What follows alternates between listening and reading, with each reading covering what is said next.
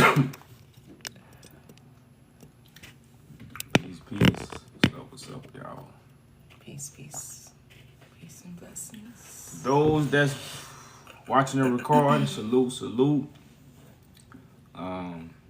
We do a lot of these uploads, y'all. So if you is watching the recording, we got a lot of them. We got a lot of them to choose from.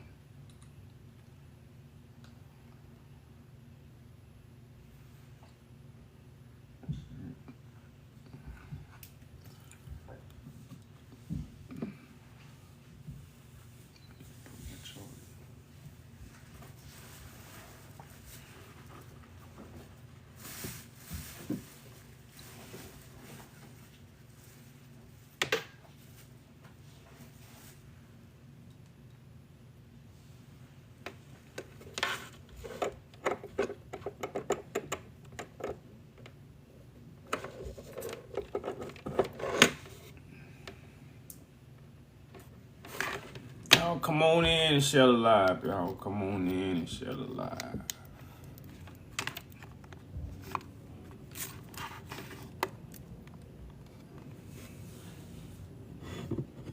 You didn't post nothing today, right? Before?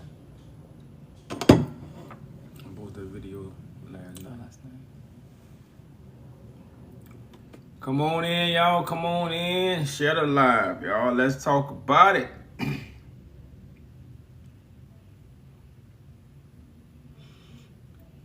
Let's see if anybody can put in some input on the title. Change starts when scattered Africans return.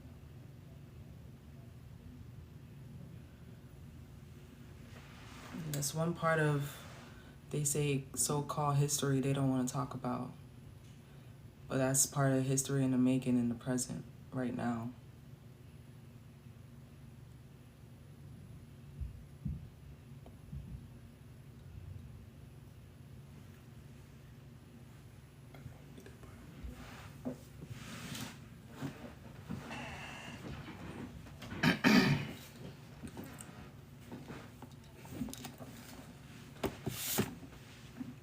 So let's talk about it, y'all. Let's talk about these scattered people, man, and what it means to the healing of the world.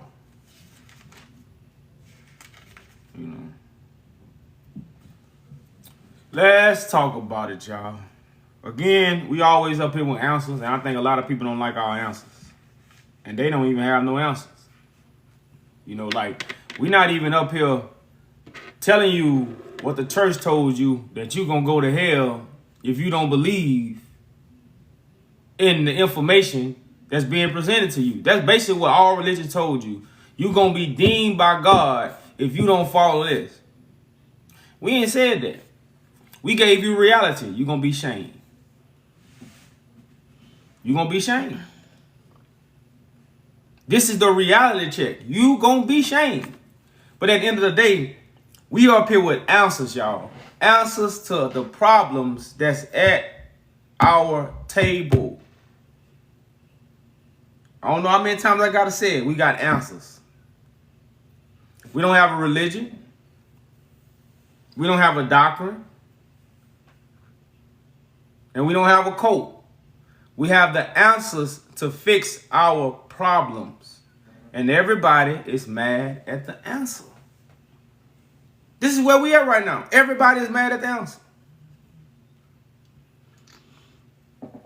But, again, we're not up here complaining.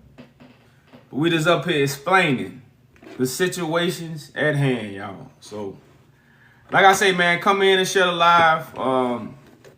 All this is Bible prophecy. Every time we do bring information out, it's always pertaining to Bible prophecy. This is not something that we thought of and we feel, our feelings is connected to it and we want it to happen. This has nothing to do with our feelings or what our emotions or what we want. This is God's will. Everybody have it in their hand, but nobody is doing it. So we are here to call the doers who gonna come together to what? Fulfill God's will. It's what we up here for. And every title you see is connected to Bible prophecy, and we have the scriptures to back it up. And we don't have the scriptures with a oh, you changing that. No, the scriptures is something that has to happen. So we showing you things that have to happen pertaining to what the scriptures are written about. So like I say, these things, y'all, it's just what's being revealed at these times. That's why this is really for the babes. This is for those who say, God show me. God tell me. This ain't for the people. You got to think about, like I tell people, it's one thing that everybody feared. The day of God coming. We don't feel nothing. We probably ain't feel nothing else but what? God. The day God coming. That's what most people fear. Now that God is here, because remember, God is spirit. God never showed up to the prophets. God sent the prophets. And the prophets showed up for God. So when God sent somebody, that person going to show up for God. That's the host. That's the Lord of hosts. That's the I am. And guess what you're going to do? You're going to tell God what it is. You're not going to be like, God tell me. You're not going to be like, God show me. You're going to try to show God. This is where we at with a lot of things, y'all. This is how dark and how blind it is. That's why I say it's shame. When you realize and say, damn, I was trying to show God. I was trying to tell God that, like, this is that generation. Man, that's shame.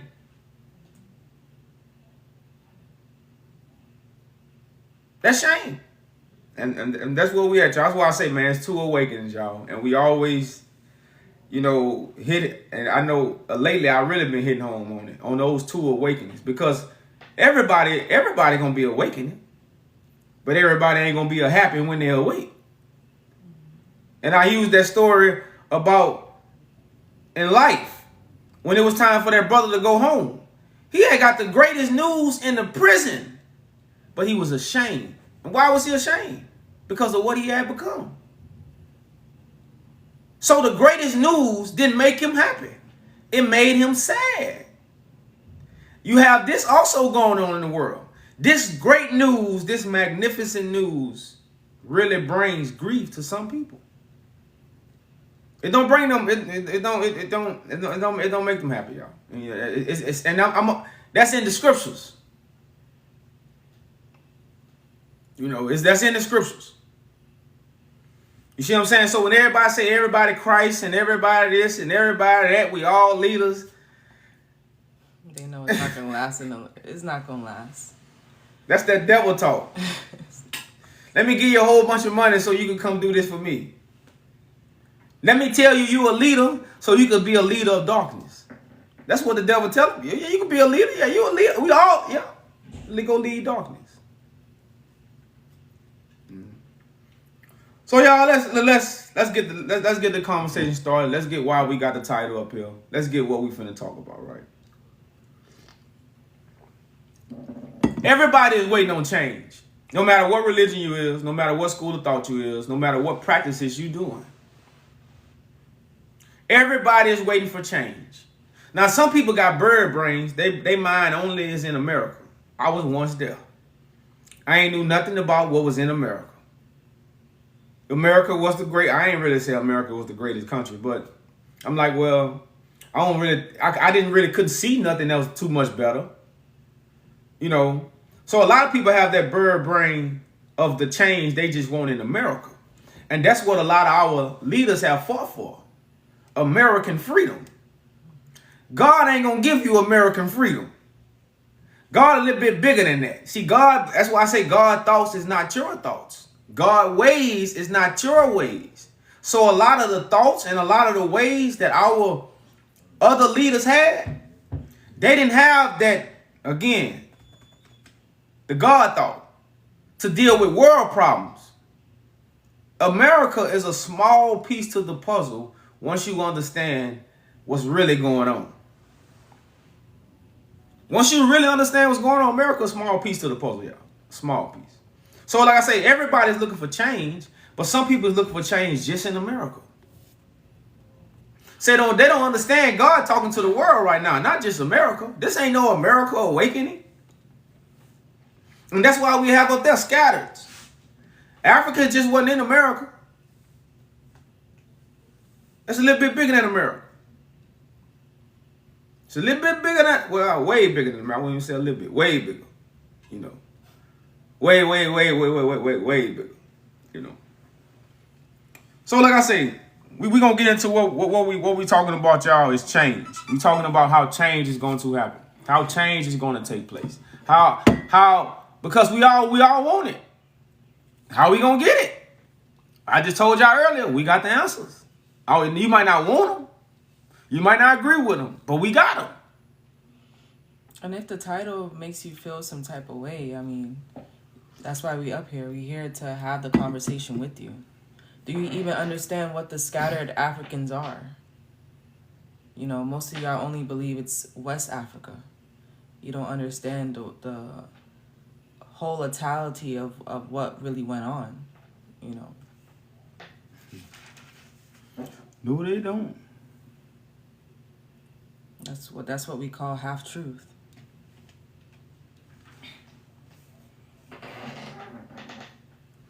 Now, one of the scriptures I was going to read, a chapter, matter of fact, is Isaiah 11. I was going to read Isaiah chapter 11 to show you what's going on right now. Because, again, we are talking about change, and we're talking about how change is going to take place. We're talking about change and how change will take place. We're not trying to get you to join a religion. We're not trying to get you to, like I told you, we're not trying to get you to follow a school of thought. Because we're going to create schools after we create this government. Because we see a lot of people want to be teachers. You know, we're not really up here. We're up here to show you what's about to take place, whether you like it or not. That's why people be like, man, why you don't want to listen? What you want me to listen to? When I know what I got to do. You see what I'm saying? What you really want us to listen to when we know what we have to do. So even when we sit here and listen, we are humbling ourselves. Because we ready for the next step. And y'all still on the first step. So it's like pulling teeth. So I'm coming out the book of Isaiah, y'all. We're going to read the whole chapter. It's not that long. It's 16 verses. But like I say, I really want y'all to understand what's happening. Now, remember, the happening starts with God. It don't start with religion. It don't start with a book. It don't start with a scripture. The scripture just foretold. The scriptures foretold what God will do. But the happening starts with God, not the scriptures. I don't think we get that part. We think the scriptures going to make it happen.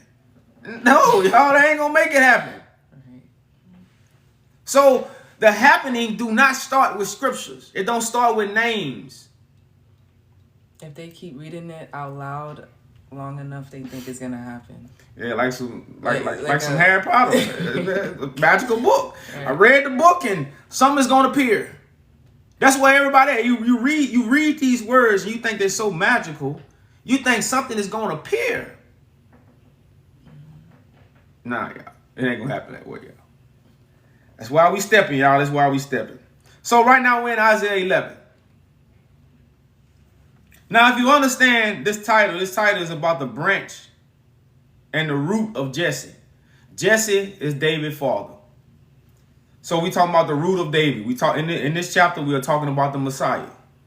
Now the Messiah has everything to do with the scattered Africans. They never taught us this.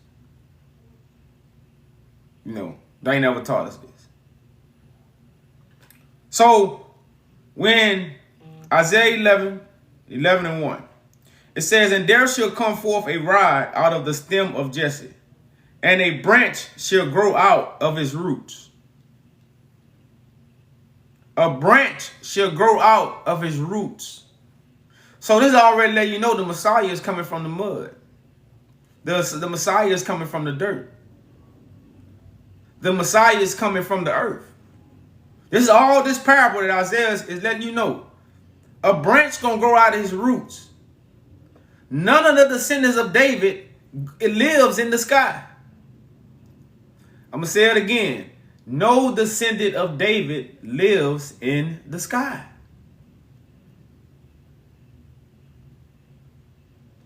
No descendant.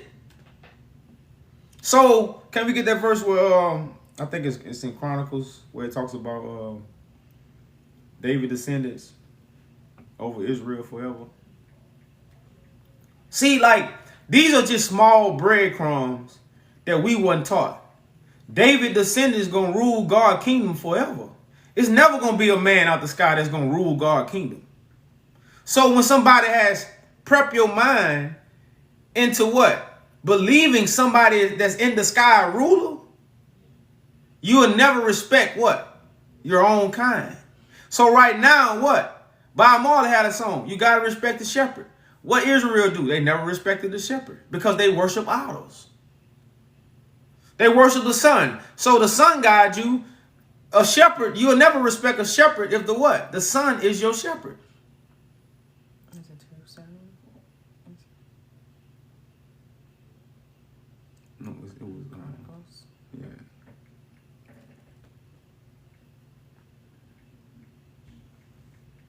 Well, it says, yeah, 13:5. You can read it. So 2 Chronicles 13:5. Ought ye not to know that the Lord God of Israel gave the kingdom over Israel to David forever, even to him and to his sons by a covenant of salt. So the kingdom was given over to who? David and his descendants. For what? Forever. So a man in the sky is never a David descendant. David ain't never lived in the sky. So David descendants ain't literally in no sky. So right when it says he gonna come from out of his roots, that means what? Someone is coming from the earth. These are parables. So it says, and the Spirit of the Lord shall rest upon him. Now remember I told you the happenings start with what? The happening starts with God. What is God? Spirit. So it's not going to be religion that rests upon him. It's not going to be alphabets that rest upon him. It's not going to be scriptures that rest upon him. It says, verse 2, Isaiah chapter 11, and the Spirit of the Lord shall rest upon him. This is the beginning. This is the beginning.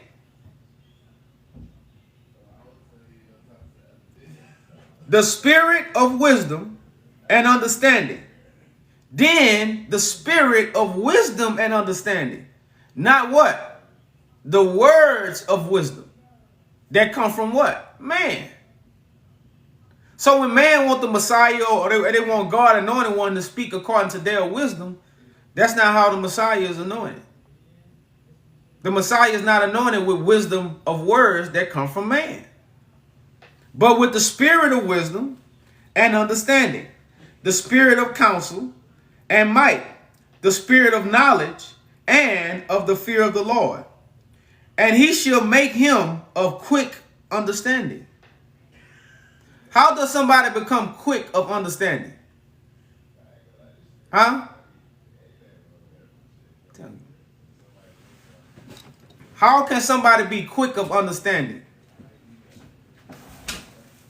It ain't going to be by man wisdom.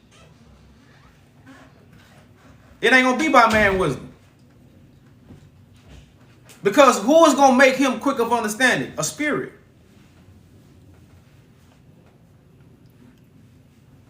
So verse 3, and he shall make him quick of understanding and in the fear of the Lord. And he shall not judge after the sight of his eyes, neither reprove after the hearing of his ears. But with righteousness he shall judge the poor. So who gonna judge? Is you gonna go in the grave and meet somebody in the sky? Just like when you do a crime, what judge do you go see? A son of man. The only difference between the son of man you seeing, that ain't God chosen. But you seeing the son of man, that son of man is judging you. That son of man, life is in your hands. Right now, today, in this world. That's reality.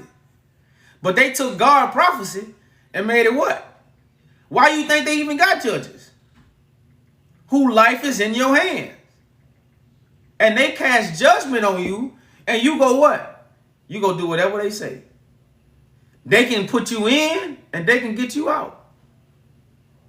Because of a judge right now, they can go in your house right now. If a judge sign off on a warrant right now, law enforcement will go in your house. You can't do nothing about it.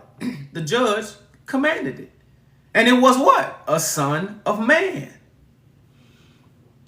But I think what's funny is that they think that you're going to get judged when you die, but then Christ is going to judge the world. So it's like two judges. It's not just one. You know, they're making it separate. Yeah. It's like that's the Babylon. That's the baby talk. You don't even know what you're saying. How Christ going to judge the world, you know, but then at the same time, judge the people who leave. Some people say they're going to come back. At the end of the time, people are going to come back. That's what some people believe. So in verse 4, it says, but with righteousness he shall judge the poor and reapprove with iniquity for the meek of the earth. So Christ is going to reapprove meek people. Can we get a definition of meek? I think because God anointed is going to reapprove the meek people. Not everybody. Quiet, gentle, and easy imposed on. Submissive. What? Let's read that one more time. I don't think they heard that. Meek means quiet, gentle, and easily imposed on. Submissive. That's the definition of meek? Quiet? Your pastors, like, how many people are quiet? Now, see, that's why when people try to talk about me, like, all my life I've been quiet. Like, I'm not really a talker. But you notice the spirit of deception makes you a talker. We don't know that. It's the spirit of deception that make you a talker. Some people probably was quiet just like me. Put the Bible in their hand. I was quiet. I was quiet for most of my life. I was quiet. Yeah, just like that's meekness. Bible readers, religious people, it's nothing quiet about them. It's nothing quiet about a religious, scholar, studied Bible person. Literally, they might have people with 10 degrees. They probably more quiet than a person who read the Bible. That's how real the spirit of this Bible, boy, it take your quietness away. It just take your meekness away. Because like I say, when you meet God, you're going to tell God what you know because you got a book in your hand. This is what you're going to tell God what you know because you got a book in your hand. That took your meekness away. Because if you wouldn't have that book, you wouldn't tell God. You would say, God, tell me. You would say, God, show me. But you think you already been showed, so immediately your meekness have been taken away from you. So you read right here in this verse in Isaiah 11:11, it says, but with righteousness he shall judge the poor. Not with unrighteousness like the church do. If you don't pay your tithes, if you don't come to church, and reapprove with iniquity for the meek of the earth. And he shall smite the earth with a rod of his mouth. And with the breath of his lips, he shall slay the wicked. So when people say Christ is going to come back and slay everybody, and with the breath of his lips, he shall slay the wicked.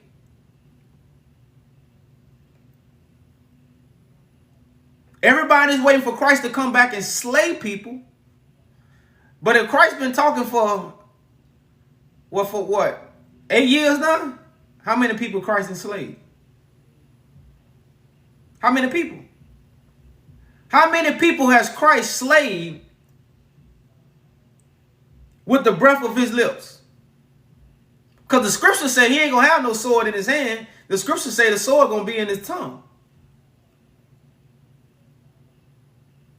So in 8 years, how many people has Christ slayed? And a lot of people had to go run down and chase, because they weren't going to come to me.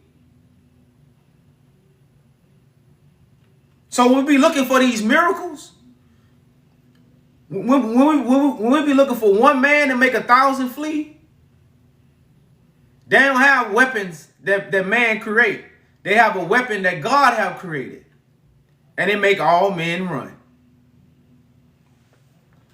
So it says in verse 5,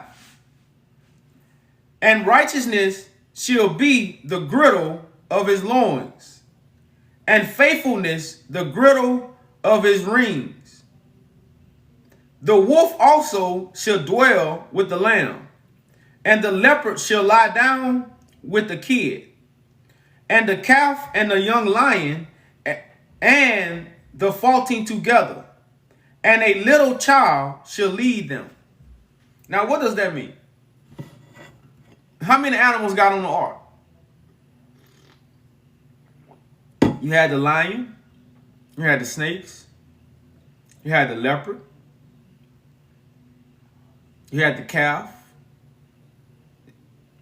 Noah had to get what? 2 of every kind and bring them on one ark. The lion didn't get on a different ark from the lamb. So what?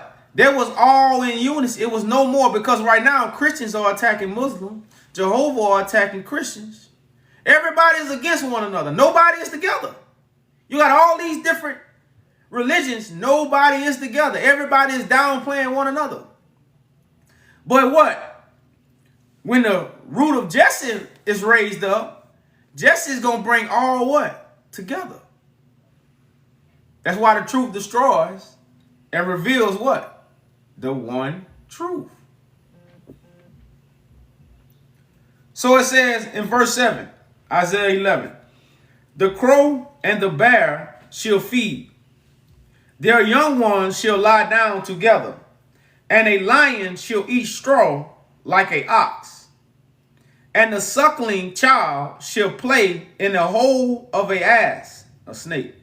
And a weaned child shall put his hand in a cockroach den. They shall not hurt nor destroy in all my holy mountain, for the earth shall be full of the knowledge of the Lord, as the waters cover the sea. The earth shall be full of the knowledge of the Lord. Now, why is the earth going to be full? Because what happened? The anointed one has been raised up among them to pour out the knowledge on the world. But remember, Isaiah is prophesying. Isaiah prophesies. I hope Isaiah's prophesying now, y'all. So remember, at this time, because people are like, well, y'all do what you've been doing it for so long. Well, the water's got to spread. And look how many beavers then built dams to stop my water from flowing. You gotta look at that. Like people look at it like, well, y'all Jew, you gotta look how many. When it says when you strike the shepherd, the sheep, what do? They scatter. When you strike the shepherd, the sheep scatter. So every time somebody struck me, that made the sheep what? Scatter. So now I gotta go re-pull them people back in. But like I say, that's just stuff y'all don't even consider. Y'all just, it's Christ, it's God. Snap your fingers. So in Isaiah 11:10, it say, in that day, they shall be a root of Jesse, which shall stand for a ensign of the people. Can we look up that word ensign? E-N-S-I-G-N. Because I don't think people caught what I read. But I told you Isaiah was prophesying. So it says, and in that day there shall be a root of Jesse, which shall stand for a ensign of the people. So you're not supposed to be looking for no scriptures, because somebody gonna stand up, and what they gonna be? They talking military flag, a standard, especially a military or native on indicating nationality. Oh, hold up. That's dope. Like, see, God flag ain't a man-made flag. What is God flag? And then, what does that flag stand for? An indication of nationality. See, God flag you can't put on a printer. Just like you can't make God bread and put it in the oven. And you can't do those things with God. You can't get God clothes from the fabric which a human sold.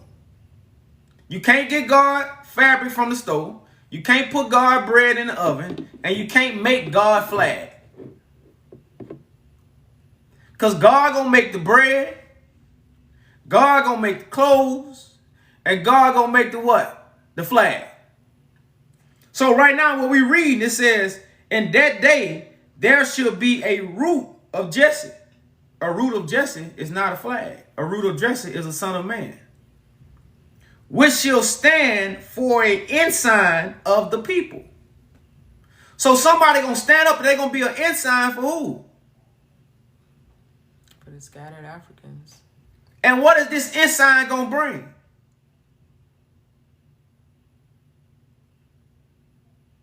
It says, to it shall the Gentiles seek, and his rest shall be glorious. And his rest shall be glorious. So even the Gentiles are going to seek what? This banner. That what? God has created in the earth for the people. That's why the scriptures say God is not a God of the dead. God is a God of the living. We living, right? But they waiting to die to see God. Yeah. Man. So 11:11, y'all. 11:11. So it says, and this shall come to pass in that day, that the Lord shall set his hand again a second time. This is the second coming. Not of Jesus, of God. See, a lot of people understand Jesus didn't show up in Moses. In Moses' time, God showed up. Moses wrote about what? The second coming of God. Which would be what? The coming of Christ. But it's the return of God, not the return of a man. I hope y'all caught that. So 11:11 again. And this shall come to pass in that day, that the Lord shall set his hand again the second time to recover the remnant of his people, which shall be left from Assyria and from Egypt and from Patarus and from Cush and from Elam and from Shinar and from Hammon and from the islands of the sea. And he shall set up an ensign for the nations, and he shall assemble the outcasts of Israel, and shall gather the dispersed of Judah from the four corners of the earth. And he shall gather the dispersed of Judah from the four corners of the earth. This is Bible prophecy. It says, the envy also of Ephraim shall depart. They go that envy, that brotherhood. We envy each other right now. You know how much envy in our people, man? It's on a whole nother level. You know how some stuff you say, you just ain't got nothing good to say, don't say it at all. That's like one of those conversations when it comes to the envy in our people. But the truth, again, the truth is purification, y'all. I'm telling you on a whole nother level. The truth is purification. But some people, it's a process for it. So it says, the envy also of Ephraim shall depart, and the adversities of Judah shall be cut off. Ephraim shall not envy Judah, and Judah shall not vex Ephraim. But they shall fly upon the shoulders of the Palestinians toward the west. They shall spoil them of the east together. They shall lay their hand upon Edom and Moab. The children of Ammon shall obey them. The children of Ammon shall obey them. And the Lord shall utterly destroy the tongue of the Egyptian sea. Oh man, that's y'all don't even understand what that. Y'all ain't catch that. Y'all ain't catch that. The Lord, Isaiah 11 and 15. The Lord shall destroy the tongue of the Egyptian sea. The tongue, the watered down information that we drowning in. Right now we are in the Egyptian sea. You've been gypped by a bunch of gypsies. You've been gypped. Pharaoh musicians. So right now, the Egyptian sea got to be destroyed. That's why we got to drive the water. That's why Moses had to part the waves. You know, Moses didn't drive the waters. Joshua dried the waters up. If you know the story. The waters got dried up after Moses passed. And Joshua did it. Because him and his brethren dove in the water. To dry the water up. So the people can get to the other side. So the tongue of the Egyptian sea must be destroyed, which is simply the watered down information. That's why we say these things. So 11 and 15. And the Lord shall utterly destroy the tongue of the Egyptian sea. And with his mighty wind shall he shake his hand over the river, and shall smite its 7 streams, and make men go over dry shoe.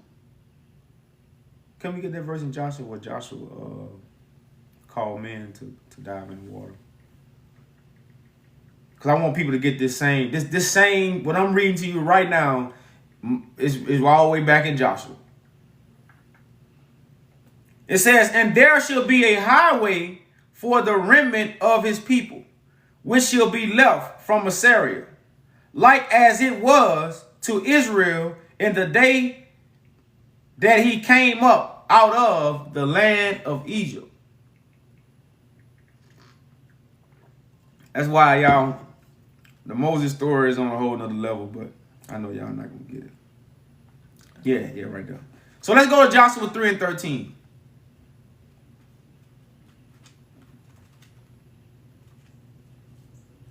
Y'all turn to Joshua 3 and 13 for me right quick. That's why Joshua was the only person in the Bible that led Israel to the promised land, and don't nobody talk about Joshua. You know why? Because Joshua here right now. But that's another level conversation.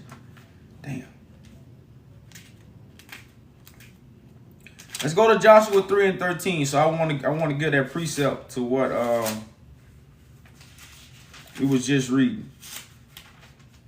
So if you go to Joshua 3 and 13, now Joshua chapter 3 is about them crossing the Jordan River.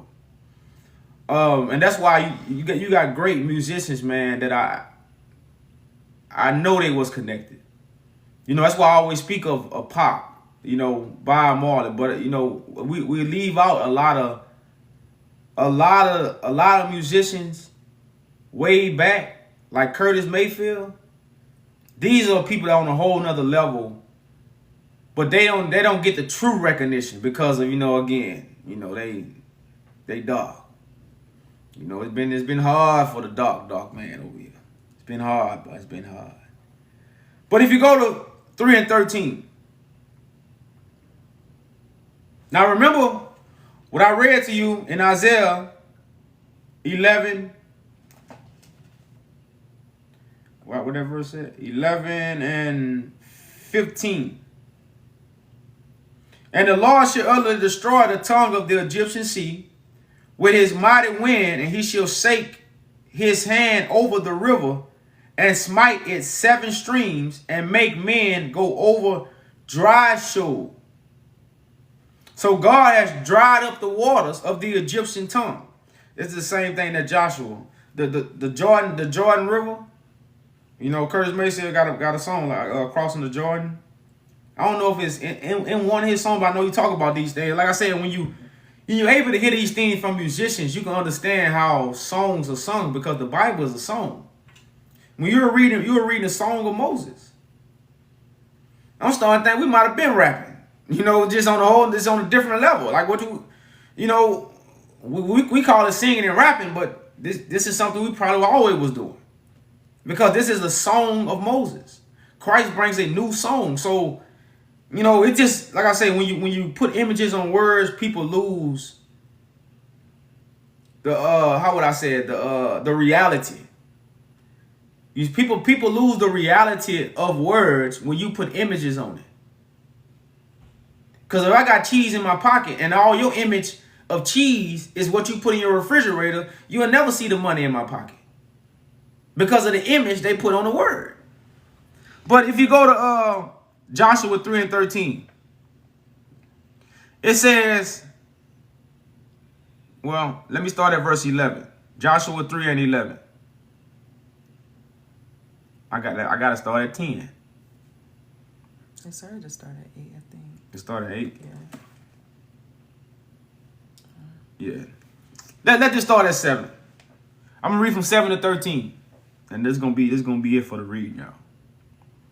So it says, I'm in Joshua 3, I'm in verse 7. It says, and the Lord said unto Joshua, this day will I begin to magnify thee in the sight of all of Israel, that they may know that as I was with Moses, so I be with thee.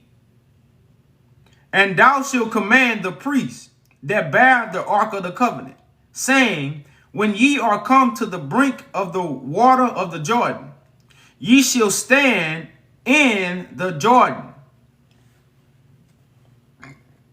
And Joshua said unto the children of Israel, come hither and hear the words of the Lord your God. And Joshua said, hereby ye shall know that the living God is among you, and that he will without fail drive out before you the Canaanites, the Hittites, I can't say these words, Hittites, the Paradites, the Gasherites, and the Amorites, and the Jejubites? Yeah. The Jejubites? Jejubites. Behold, the ark of the covenant of the Lord of all the earth, not America. Behold, the ark of the covenant of the Lord of all the earth shall pass over before you unto the Jordan. Now therefore take ye 12 men out of the tribes of Israel, out of every tribe a man. Jesus had 12 disciples. Joshua was told to choose 12 men. And it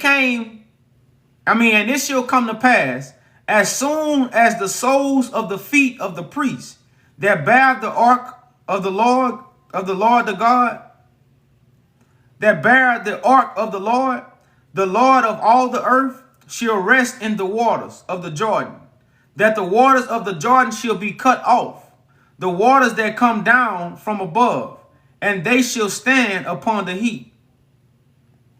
And it came to pass, when the people removed from their tents and passed over the Jordan, and the priests bearing the ark of the covenant before the people, and as they that bear the ark were come unto the Jordan, and the feet of the priests that bear the ark were dipped in the brim of the water, for the Jordan overflowed its banks all the time of harvest. You gotta understand, the watered down information is overflowing the earth right now. It's drowning people. That's why in this verse it's saying, that's why the priests had to put their feet in the water. That's why I kept on reading so y'all can get the whole story. So if you go back to verse 15, it says, as they that bear the ark which is not a boat, is information. The Ark of the Covenant is information. That's why men carry it. Were come unto the Jordan, and the feet of the priests that bear the ark were dipped in the brim of the water.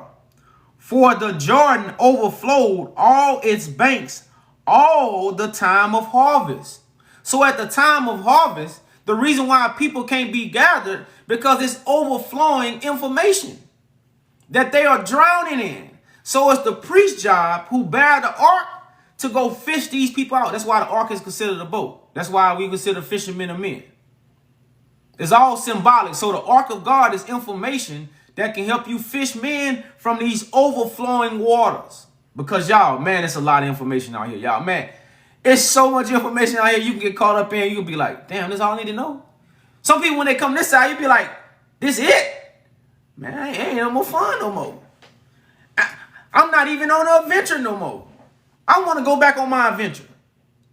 That's what most people say when they really cross the Jordan. What? Like they told Moses, man, you should have left me in Egypt. This shit boring, Moses. Leave me in Egypt, man. I want to wander some more. So right now we know these waters are overflowing, and this is God harvest time.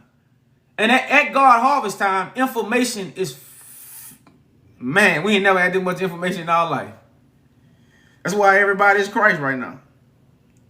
So it says in Joshua 3:16, the waters that came down above stood and rose up upon the heap very far from the city Adam, that it beside it Zeratan.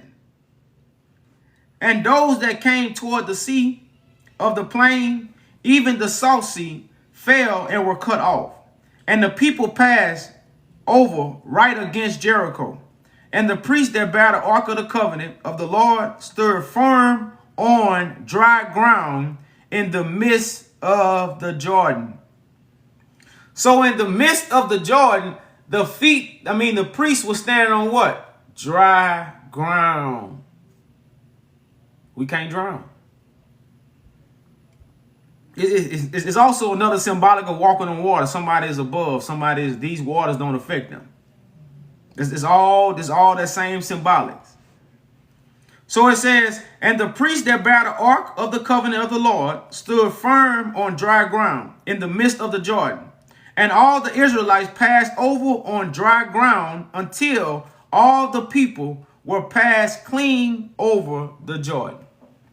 So again, when Isaiah is prophesying way back in 11, it's telling the same story of the Joshua that's going to make this highway. So if you go to 15 and 16, back in Isaiah 11, verses 15 and 16, and the Lord shall utterly destroy the tongue of the Egyptian sea. With his mighty wind shall he shake his hand over the river, and shall smite its 7 streams, and make men go over dry Sue. And there shall be a highway for the remnant of his people. So that highway, and that highway is made through the water. The water down information. So right now, a lot of people is seeing like, these brothers and sisters standing firm. With all this information, man, they standing firm on what they talking about, man. People gonna see that. You gotta see it. You know, it's the part of you recognizing God's majesty. And you gotta see the other people starting to switch up their doctrine. Like, that's, unless you late, you know, you've been late on what's going on in reality and in your surroundings. But a lot of these so-called organizations have been changing up their doctrine, and you just gotta really be able to hear it, to see it. What the scripture say? They was gonna what? Crucify Christ and take his what? His garments. These are things that have to happen. Y'all just gotta see it the way it's happening, and not the way you think it's gonna happen. You know, we not up here thinking how this gonna happen. It's happening the way it's happening the way it's written. It's not happening the way you think. Like I said, if I said I got cheese in my pocket, I got cheese in my pocket. Cheese is also cheese in the icebox, but it also means cheese in my pocket. So if you don't know the standpoint on the way I'm speaking, then you're going to take my interpretation wrong. You're going to take my words wrong. Because no matter how you look at it, I don't have real cheese in my pocket. Although cheese is in the refrigerator. You know, and that's the Bible. You know, that's the Bible, man. So y'all, we definitely want to have a conversation about a topic. I want to bring out Isaiah 11 to really give a good standpoint on where I was coming from. Just in case people might, well, where you coming from? Well, where I'm coming from. You know, so let's have a conversation. You know? Nobody want to talk about this. It's crazy, and that's why I say, because it's so much information, nobody want to talk about it. So somebody got to dry this. Somebody got to dry this shit up. It's just that simple. This shit, somebody got to dry it up. You know, that's why Pac said it best. Babylon, beware. We coming for the Pharaoh kids. We coming for the Pharaoh kids. So Babylon, beware. Yeah, people like to discuss about things that they can talk about all day, every day. When it talks about something moving, about us moving. Crickets. Crickets. They don't want to move at all. Crickets, man. They don't want to move.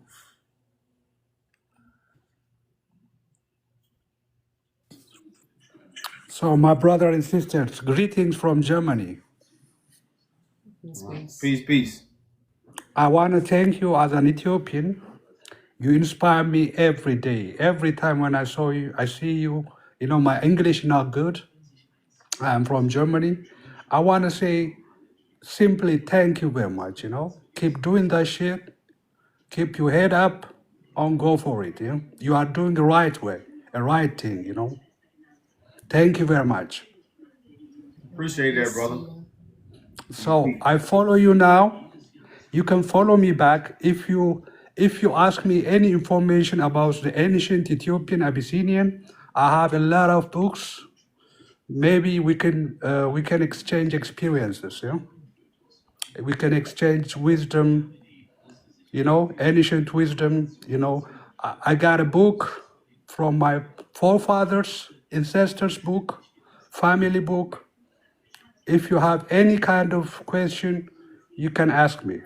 I follow you. Please follow me back. I wanna help a little bit, you know. Okay, yeah, really. Send us your WhatsApp so we can contact you outside TikTok and we can have a conversation. Yeah. I can send you my number inside.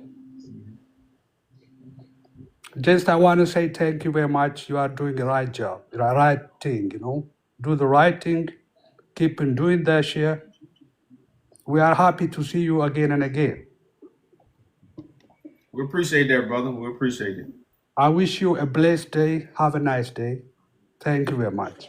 Right. Bye-bye. All right, brother. Peace, peace. Peace. And definitely, so send us your contact, man. Send us your contact. And like I said, that's what we come up here for, man. Like we don't come up here for people because that day we don't want to be coming up here every day. This is a movement, you know. So us contacting each other outside of TikTok, you know, putting us in contact with the right people is what these social media platforms should be used for. If you care for what's going on in the world, because at this time we have communication. It's a lot of African leaders that did great things because we didn't have communication. We didn't know nothing about them. It's a lot of what's his name? Burkina Faso. Yeah. That's not his name. Abraham. Yeah, Abraham Turing. It was a lot of them African leaders that did great. That was doing great things, but nobody knew about them. And you know what the U.S. did? They got them out of here. You ain't know nothing about them. You see what I'm saying? So it was a lot of these people, but now you got to think about what time it is. So again, what set the brother man from all the rest of the other African leaders? It's a different time. He are doing these things at God appointed time. So he's been seen. Nobody really know about Gaddafi until what? He came up missing. You see what I'm saying? So right now we have to understand what kind of communication we have at hand. At the time that God is moving on the earth, we can talk to the world. We don't know how important that is, man. That's on a whole nother level of what time it is. You know, so definitely y'all, you know, especially if y'all hear us, you got any connections, you know, you got, like, that's what we here for. We here to connect with our people outside of TikTok. We're not here to come up every day and create sermons, you know. We are here to connect with our people on TikTok. So I don't want people to ever shy away from with connecting with us outside of TikTok. Because our movement is not on TikTok. Our movement is outside of TikTok. You know, so yes, I just want to, you know, just put that out there for the people who might be like, man, I want to, you know, yeah, we also have WhatsApp calls on Mondays. You know, where a lot of us come together and we talk about things, and you know, it's really for new people. It's really for people who might not really understand what's going on. They really want to know what's going on. You know, we have that WhatsApp for you. Now, everybody not gonna join the WhatsApp. You know, but definitely we connect with people outside of TikTok, y'all. I just wanted to put that out there.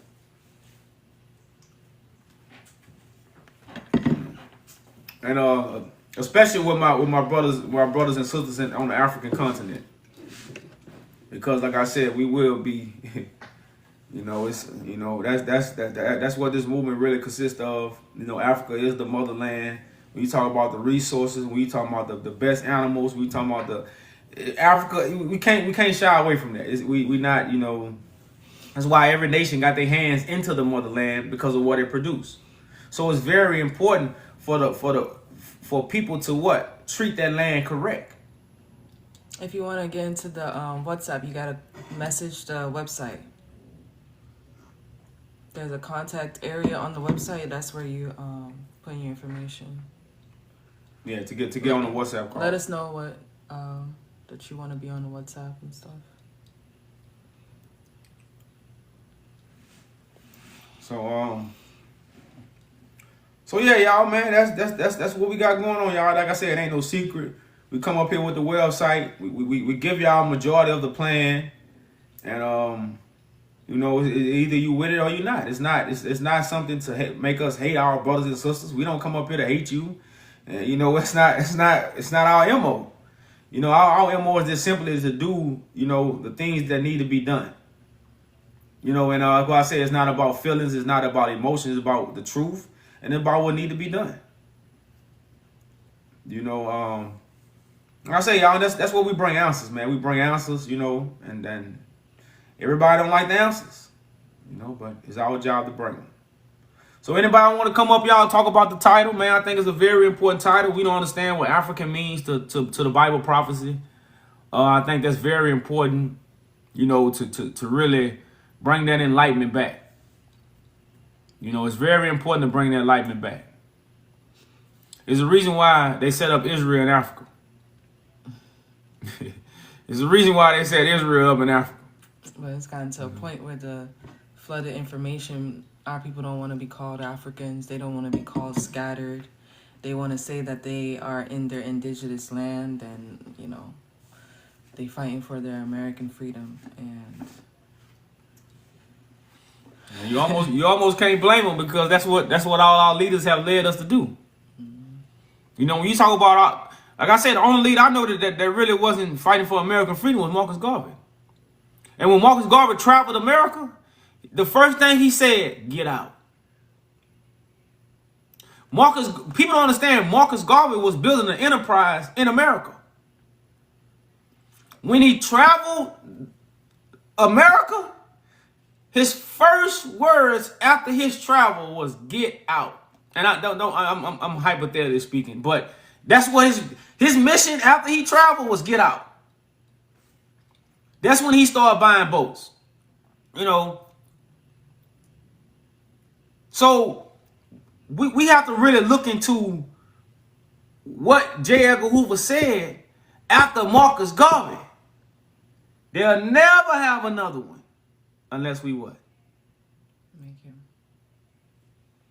That means every leader we had was brought up under a system that made them fight for what they shouldn't have been fighting for.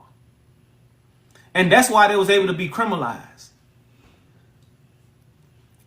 Like people, it's almost like somebody teaching you to play their game so they could automatically make you lose.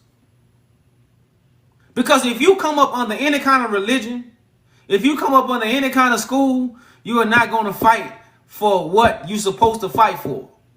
You're going to fight for what they have trained you to fight for, and you're going to lose. That's why I say the battle wasn't yours. You know, now again, I always salute my head off to it, man. It's a lot of, but like I said, without the truth, without the appointed time, it wasn't going to be of no effect. You know, and a lot of our leaders, since Marcus Garvey, I can't name no other one. Like I said, if I'm missing any of them, they fought for American freedom. It's way bigger than American freedom.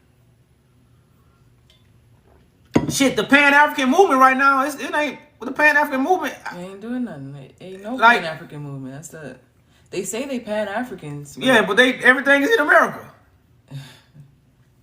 Like, y'all, we have money. If, like I tell people, when you have members, people get donations. So people have money.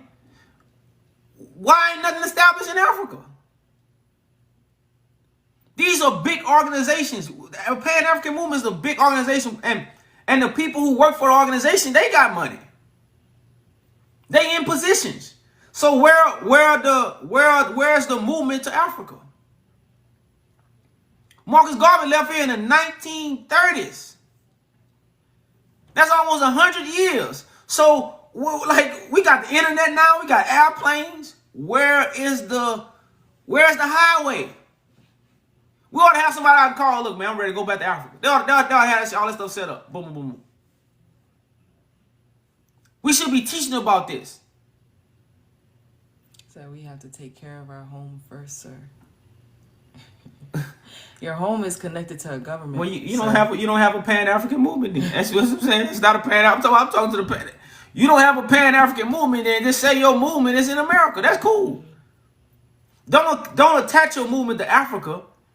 A Pan-African movement called Africa they home. Marcus Garvey was going back to Africa to call it his home, not to be like his home is Jamaica and America. That's not even the idea. And Marcus Garvey is the head of the Pan. I would say they might have, but I would put him at the head. If I'm gonna put anybody in the Pan-African movement, so Marcus Garvey movement was not to be in America in no way, shape, or form.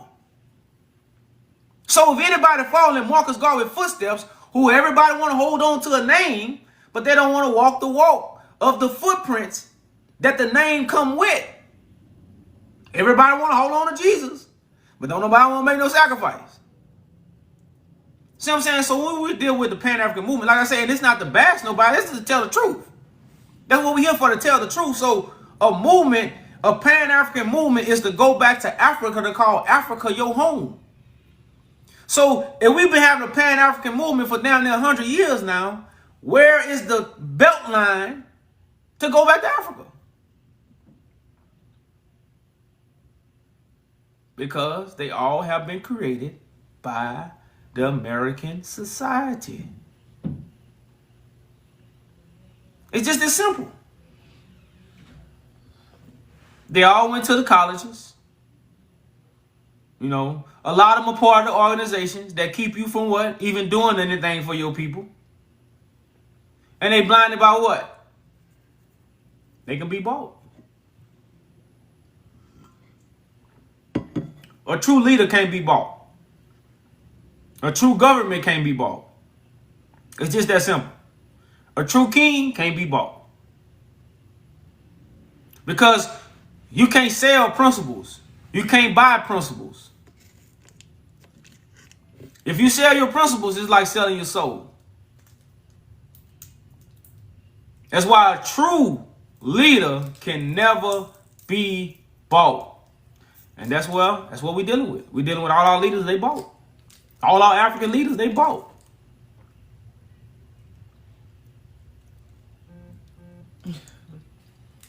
cut me off. Yeah, that's crazy. I'm trying to cut me off. I'm talking the whole time. So that's just where we are with things, y'all. And then if y'all have any questions on the topic, feel free to come up. You know, Yeah, good topic. we want to talk about your thoughts on the topic, on the title. Change starts with scattered Africans. When scattered Africans return.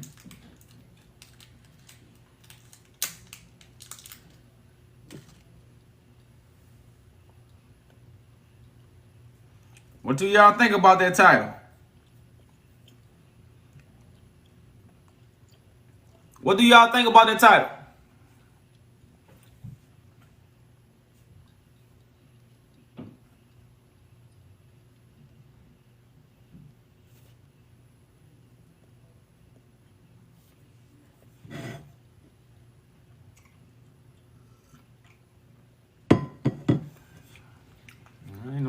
I ain't know this title don't scare y'all that much.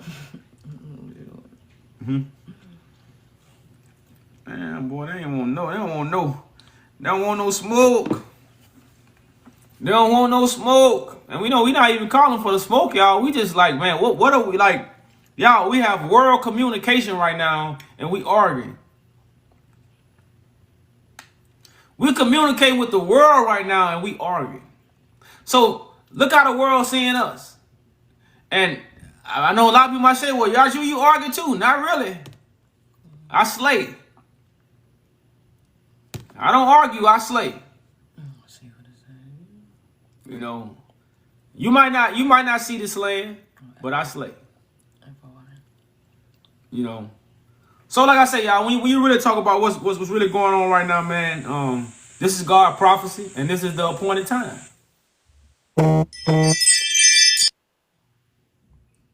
What's going on, brother? Peace, peace. Peace. Now, I overheard, well, I'm reading the title, Change Starts When Scattered Africans Return. Correct. Now, let's deal with actual facts. We know that that's the motherland. We know that we were taken from that land. We also know that America is also our home, because the world belongs to the original man. So Africa has its issues, as well as we, the descendants of Africans here in America, have issues.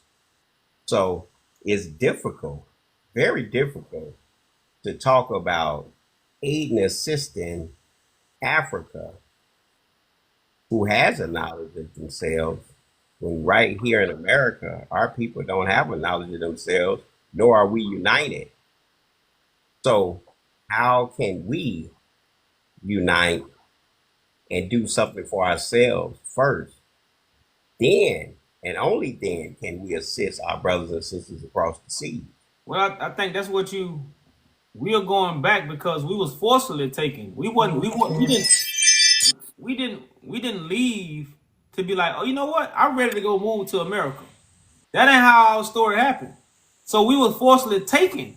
So we are not trying to deal with America. Now, for those so-called African Americans who want to stay in America, then that's cool too. But with our movement is to go back to Africa and leave behind America to those who want it. Because America is a nation. It's not really a nation. It was a discovered found land. It was discovered land. It wasn't, when you deal with nations and civilizations and all that, you deal with Africa. That's why you have so many different kinds of nations here.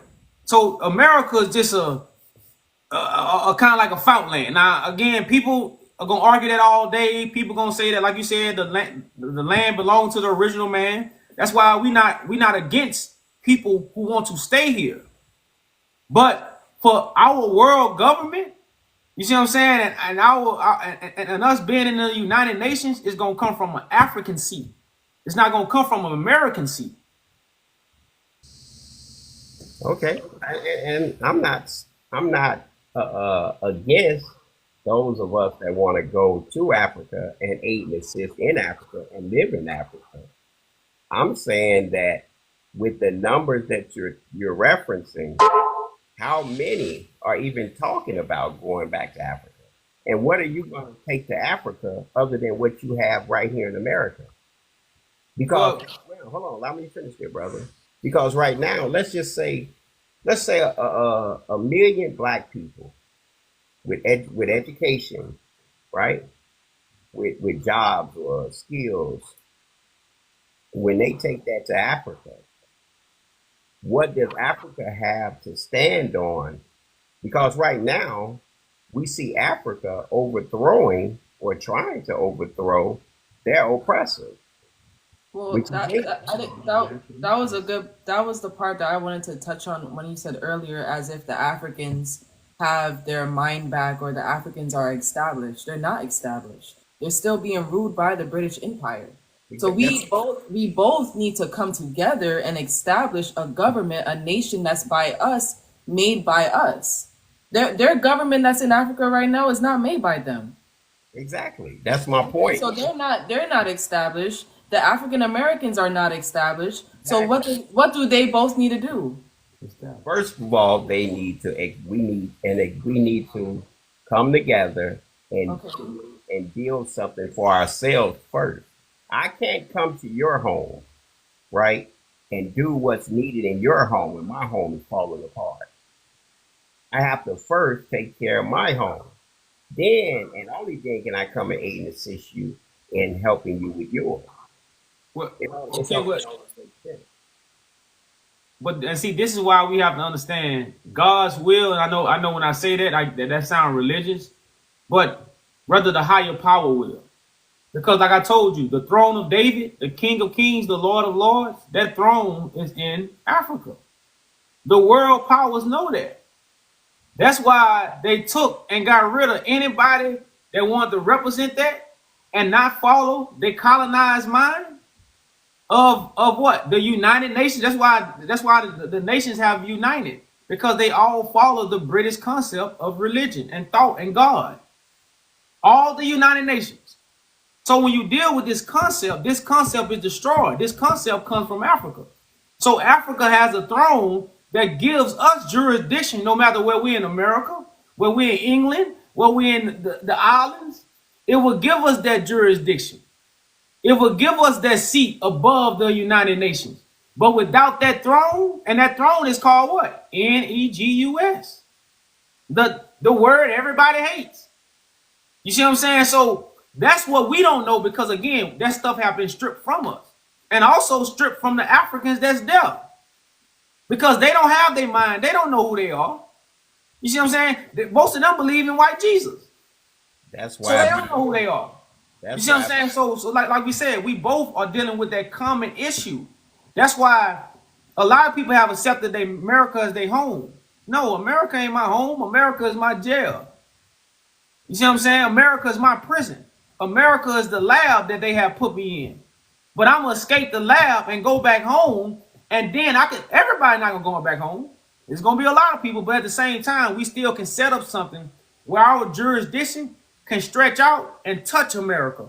Our jurisdiction can stretch out and touch our brothers and sisters all over the world. But without that throne in Africa, we'll never be able to do it.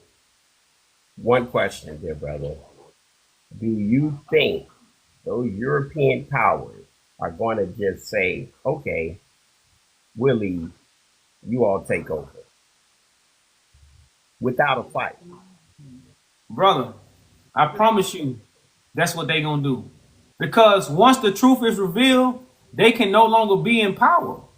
The power is not the weapons, the power is not the army. That's why, even when you deal with the Bible scriptures, I was just reading earlier, it say Christ gonna strike the earth with the rod of his mouth. The earth. I don't think, see, people don't understand the power of the tongue. So when certain stuff is said, they fight is over with. That's why they have spent billions of dollars to keep us deceived. That's the power. The power is the deception. It's not the weapons. It's not the army. So once the deception is leave, it's nothing they can do to hold us down. They can't fight us because of what's going to be told. Because we got the Great Britain and the powers that be have hidden stuff from their own people. See, it's not just black people in darkness. It's a lot of white folks in darkness. You know, so this stuff is being revealed to the world that's going to reveal the 1% who have hidden things from the world. And that's how their kingdom fall. Their kingdom don't fall with guns and weapons and bombs. Well, at this present moment, the world that we live in, granted, everything you're saying may very well be true. The word will establish God's truth. But right now, there are wars and rumors of wars that are taking place right now. When you look at the land of Palestine with what Israel is doing, that's not make believe. That's reality. And that's the world that we're living in. And in a minute, you and I will see the same thing taking place in Africa because those brothers and sisters want freedom. And in order to get freedom, to get free from your oppressor, to get free from that one that's holding you in bondage, you have to fight. Now, God's word will most definitely bring about a change, but name one civilization on this planet that gained their freedom without bloodshed. Name one kingdom name one nation that set up God's kingdom. So the people that set up God's kingdom, they're gonna do it without bloodshed. Okay, explain how that's gonna happen. I just told you. The truth, brother man, you got the truth haven't been in the earth to make everybody put down their weapons. The truth gonna make people put down their weapons. The truth gonna make people stop fighting for America. That's what the truth gonna do. And you gotta realize, like, Israel was created by the oppressor, so people have their eyes on Israel when it's not even the real Israel. So it's propaganda. Well, So you stuck in the news, looking at the propaganda and not realizing what we need to do. I'm not stuck in the news. I'm looking at a reality. We know Israel, those people were placed there back in the 1940s, right?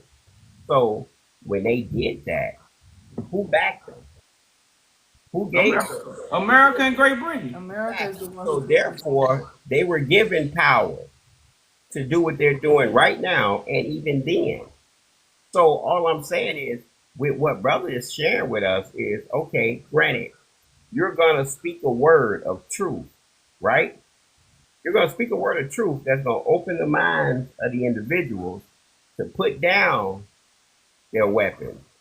But right now, how far and wide is that truth that's being spread? And how long is it going to take for it to manifest so that people can put down these weapons and start building? Brother, every time, I don't control time. So everything gonna happen as is appointed time. And we are approaching that appointed time. Right. You know what I'm saying? So you knowing when it's gonna happen, it's not gonna, that's really not the case, because the people who need to worry about making it happen is those who make the sacrifice to make it happen. Because it's not just gonna happen, it's gonna be happened by people doing their job or what they're supposed to do. You see what I'm saying? So discrediting what you're saying. I'm not saying that it's not. No, I'm not saying you discredit, but for me to just give you a exact time, it don't, like, divine purpose don't happen that way. No. I'm not asking you for a time per se. I'm just saying that we know that things happen in time. So things happening in time, you need time for those that even want to go back to Africa. You need time for those that want to go back to Africa. You have to plan, how are they going to get back there? Well, brother, that's why the people that do it, they gonna know the plan. The people that can understand the plan, they're gonna be a part of the plan. People who can't understand it, they're not gonna recognize it or even try to understand it. No one knows the time, not even the son. The father is in control of the time. So until then, everything that's taking place is going to continue to take place. America is still going to keep black people under their foot. those powers that be are going to continue to keep the poor under their foot. So There's a lot of change that's going on, little change that's going on. A lot of people is not doing the same thing they've been doing for before COVID, before 5 years ago. give me an So example. mind change have been happening because the truth has been on the earth. But it's talking we talking about government. We're not talking about everyone. Everyone is not gonna wake up and do what we need to do all at one time. It's gonna be a group of people that actually understand it. And then guess what? The rest are gonna follow because they see it being established. So we're focused on the people that are going to establish it, not the people that's gonna follow. Is it safe to say that there are those that want to stop the rise of God's people and establishing his kingdom on this earth? Correct. And those people are even our own people. Okay, It's so it's not just the white man, it's our own people stopping the movement. I never said a certain individual. I just said that is it safe to say that these people exist. So therefore, you and I will have resistance. And having resistance, we have to recognize and strategize to overcome that. And you mentioned a government.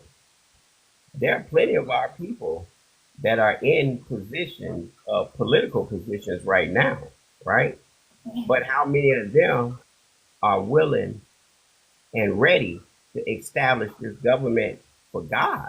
Because the We're only not government, talking about those people because those the people only are not the only under government, God's government. Those people are working. You're talking about people in our time that's in political leadership. Those people are against us. that's my point. That's what I was trying to say, but kind of cut me So off. it's gonna be organic leaders. It's not gonna be leaders that you see on television that I are being hyped up by the people. The people don't know the truth. The people so, don't know who to really trust because they everywhere. They're scattered in the so, mind too. so with these organic people that have a government understanding or governing understanding, then these people also have to be protected. These people have to also be known. These people have to come with resources. Correct. That's why them uniting is gonna create resources. You have to unite with people to create resources to build on top of other things, other skills that other people have that they have to bring into the government. That's all a government is different types of people who have different skills that can create a government, a safe zone for their people.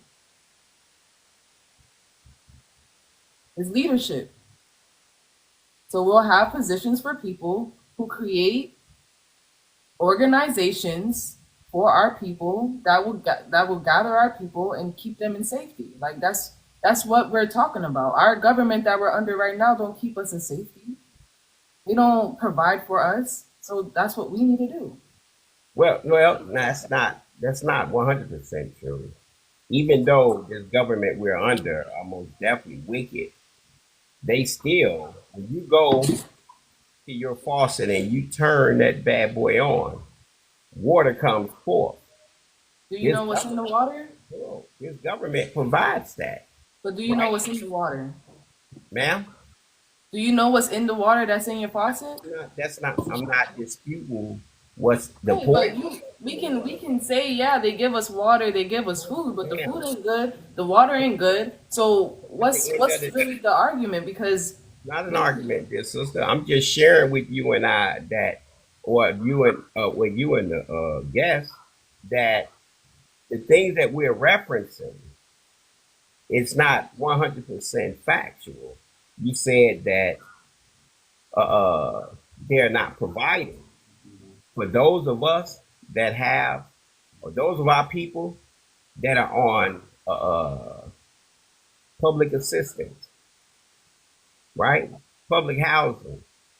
These things are provided by a government.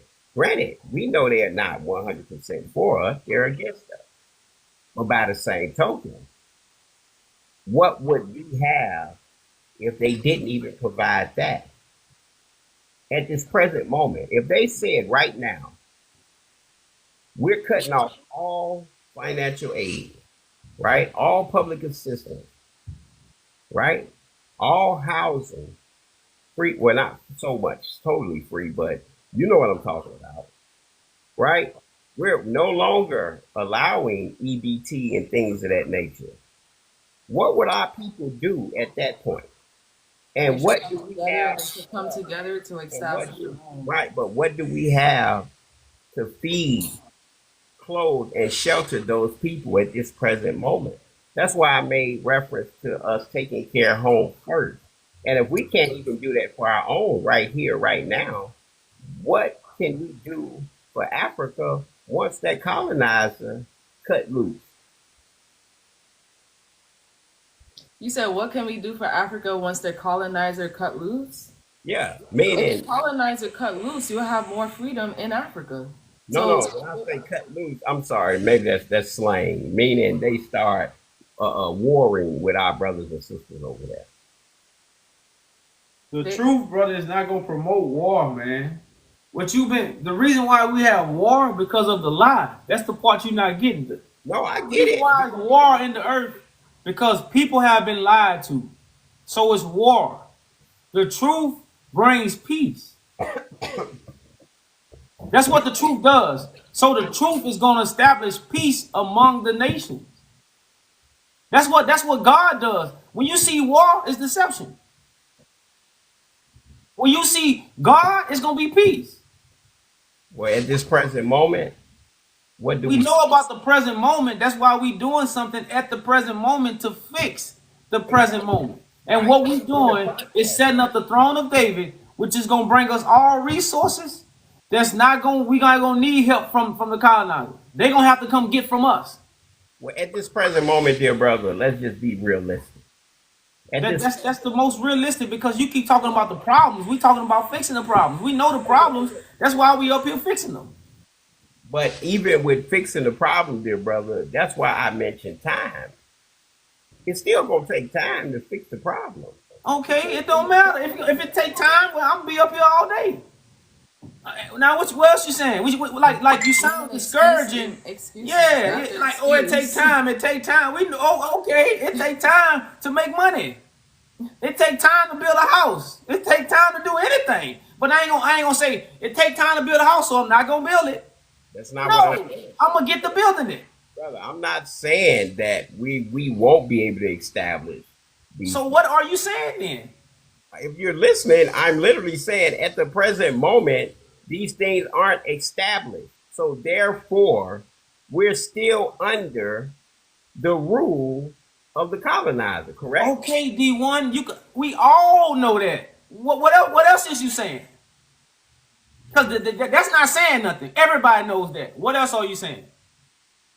What you mean? What else am I saying? You Because said you're not. Because if that's what you're saying, you ain't saying nothing. That's what we saying because we all know that. Nobody is up here saying we are not under American rule. We are not under British rule. We're not under the colonizers. We're not saying that. So you don't need to tell us that. So that's why I say, what else is you saying then? I asked you, big brother. I asked you. Okay, give us uh, a synopsis of what you're developing to make this change. I don't know, bro. Much as you watch us, the throne of David is going to give us the things we need. It's going to give us the uniform code. It's going to give us the resources to establish governments all over the world. It's also going to give us the resources to unify Africa. The throne of David, which is God beloved, to bring forth the truth, the majesty of God. This was give us the things we need to set off a domino effect of the other stuff we need in other places.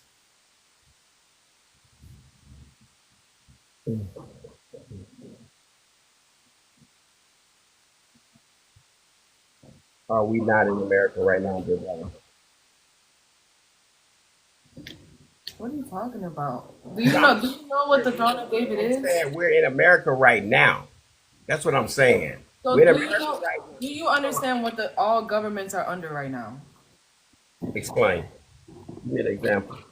But do you have an answer for it, or you I don't just, know? give me an example. That's why I just asked. I said, give me an I'm example. talking about majesty. I'm talking about rulership. Where do they even get their rulership from, for them to establish this government? Well, from my understanding, international bankers determine the value of the monetary system that we're under. So that monetary system that we're under, and those powers that be, are the Jews that run the international banks. Okay, okay. So I'm saying before the bank, I'm talking about their rulership. I'm talking about their leadership, their status. Where do they get this status from? Like when the president is being inaugurated, you know, what do they say when he's being put on the in the seat? What do they say? I'm listening. You know what? Like when Trump was became president, Inauguration. the inauguration. Yeah, but they also had a space where they were basically knighting him, basically Okay. putting the Bible. He didn't touch the Bible this time, but you know what I mean. Like Right. But you said that that he rulership. was they were basically anointing him. But where do they get the anointing from? They get it from the Bible. They get it from their so-called God. So it always starts with, when it comes to government, always starts with God. Right. But But they're and using the Bible for their own gain. This is exactly. something that they have stolen. So when we're talking about the throne of David, the throne of David is taking back what they have stolen. So it's going to wipe out their so-called anointment, because they're not being anointed by God; they're being anointed by themselves. Okay. I'm not. That's it. I don't. I So don't. that's the judgment that cuts off their leadership. So that's the part where I think you don't really understand. Is like the judgment is part of creating this government for us to reestablish our majesty. No, I understand. I'm not saying I don't understand. What I see. Now, this is me. This is what I see. I see that whenever you have a people that are under the foot of another, in order for that people to raise up, they have to fight. It's going to be a fight. It's going to be a struggle, right? And once you do come from up under that, you have to establish your own. Like when the Europeans came to America, they encountered our brothers, the Native Americans, right? And what did they do in order to establish what we call America?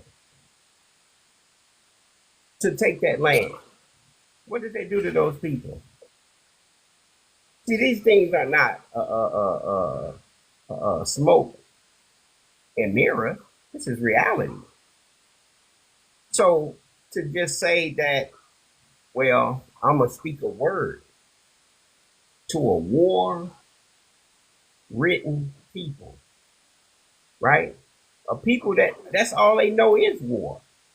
I'm gonna speak a word to a savage, and that savage is gonna say, "Okay, I understand." Well, brother, the thing about Ethiopians,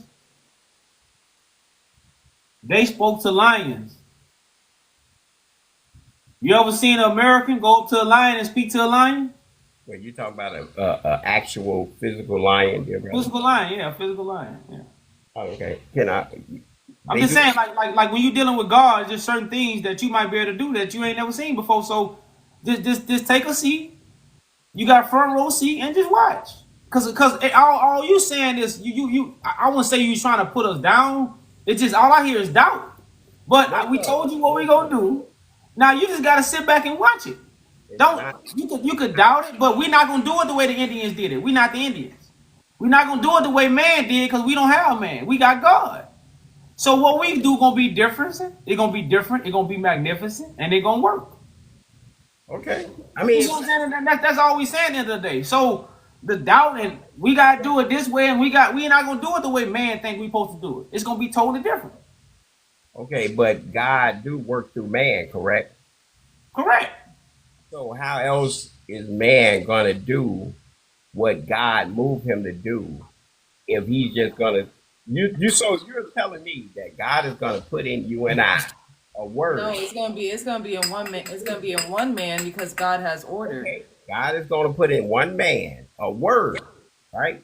And this word is gonna move a savage, right? To just sit back, put down his weapon of mass destruction, mind you. What he's been using for how many years now? Brother, the lion will eat you up right now if you walk in front of the lion and talk to it. Exactly. But the And that's person who can tame the beast, the person who can tame the beast, he has a different ability. His vibration, his words, his authority has a different ability for that lion. You might not have that ability, but the one who can tame the beast has that ability. So the one who God anoints has that ability. That's all we saying. Okay, The so thing in real life, when a man tame a beast, that's a certain ability that every man don't have. yes, sir. And here's the question, dear brother. Where is that man at and where is he taming this beast that's ruling this world? Hey, brother, man. Hello, dear brother. This is why you watch D1. This is why you watch 24/7, brother. No, Because sir. you see the man, Are you on but here? you deny the man. That's all. You are just in denial. Listen, dear brother. Okay, I'm not even gonna make it personal because it ain't even about that, right? So you're saying there's a man. You're saying yourself. Where are you talking to this beast, dear brother, and he's bowing down? Hey, you blind to it right now, brother. You put it that way. I didn't put it that way. Well, no, for one thing, the beasts have been tamed. That's why I'm riding on a donkey. You can't see me riding on a donkey, but I'm riding on one. Because the beast, hold on. The beast is the wild ways of man, which is the information we have received have made us wild. That's a term that we use, man. You wild for that. Why did you do that? Why you doing that, man? You wild for that. Yes, sir. So I'm riding on a donkey because I have tamed the ways. So I'm an image of the things that man or mankind have to get rid of to what? Being the holy image of God. The beasts have been tamed. Now, a lot of people see me riding on a donkey. You just don't see. Well, you see it. That's why you at every show. Brother. You just in the knowledge. Is Trump, would you consider Trump to be a beast? Would you consider Netanyahu to be a beast? Brother, the beast is in, it's not, brother, the beast mentality come from the leaders, but it's in the world. Exactly. With this information, the beast is removed. Okay, so I'm asking once again, with these people that are in power, right, that are beasts, which is a mentality that they're spreading amongst people, where are you defeating those powers? By bringing information. That's why this is a spiritual war, bro. The information I bring help those who want to overcome the beast overcome it. It's just that simple. We are able to overcome the beast because of the information that's on the earth right now. And it's gonna take some time. Well, however you look at it, bro, that's on you. That's why I said, okay, in the process of that happening, right? You still have everything that's going on. And if your words aren't moving the people fast enough, then the people can't move out. So if the people can't So D1, if you don't like God's timing, what is your timing? What are you doing? What do you do to make the time go faster? What do you mean make the time? I'm not saying I can make the time go faster. No, what are you It's doing referencing for what the the brother. people? What are you What am doing I for the doing for the people? people? What am I So, doing? Trump won't be in power. So all these governments won't have these abilities over our people. What are you doing? Well, I'm helping the Honorable Minister Louis Farrakhan. You're helping Farrakhan and who? I said the Honorable Minister Louis Farrakhan. Okay, and what is Farrakhan doing? What is the Nation of Islam doing and has been doing? We're Correct. waking up masses of people, young people. You follow me? The youth that are educated, that are strong, that are warriors, that are actually out in the streets talking to these young brothers out here that are carrying weapons, that's helping them put down the weapons, that's helping young brothers and young sisters stop being swayed by the ways of this beast and through his music, through his movies, these type of things. Okay, Now, hold on, allow me to finish there, bro. Sister, you asked the question. okay, go ahead. We're producing farmland that's producing good food for our people. You understand what I'm saying? That's creating jobs that are helping the youth. So that because the youth is where the strength is, right? So when you see young men and women waking up, putting down the drugs, the alcohol, the bad food, having a better diet, living a better life, dressing modest, not using profanity, and just out here foul, as we say.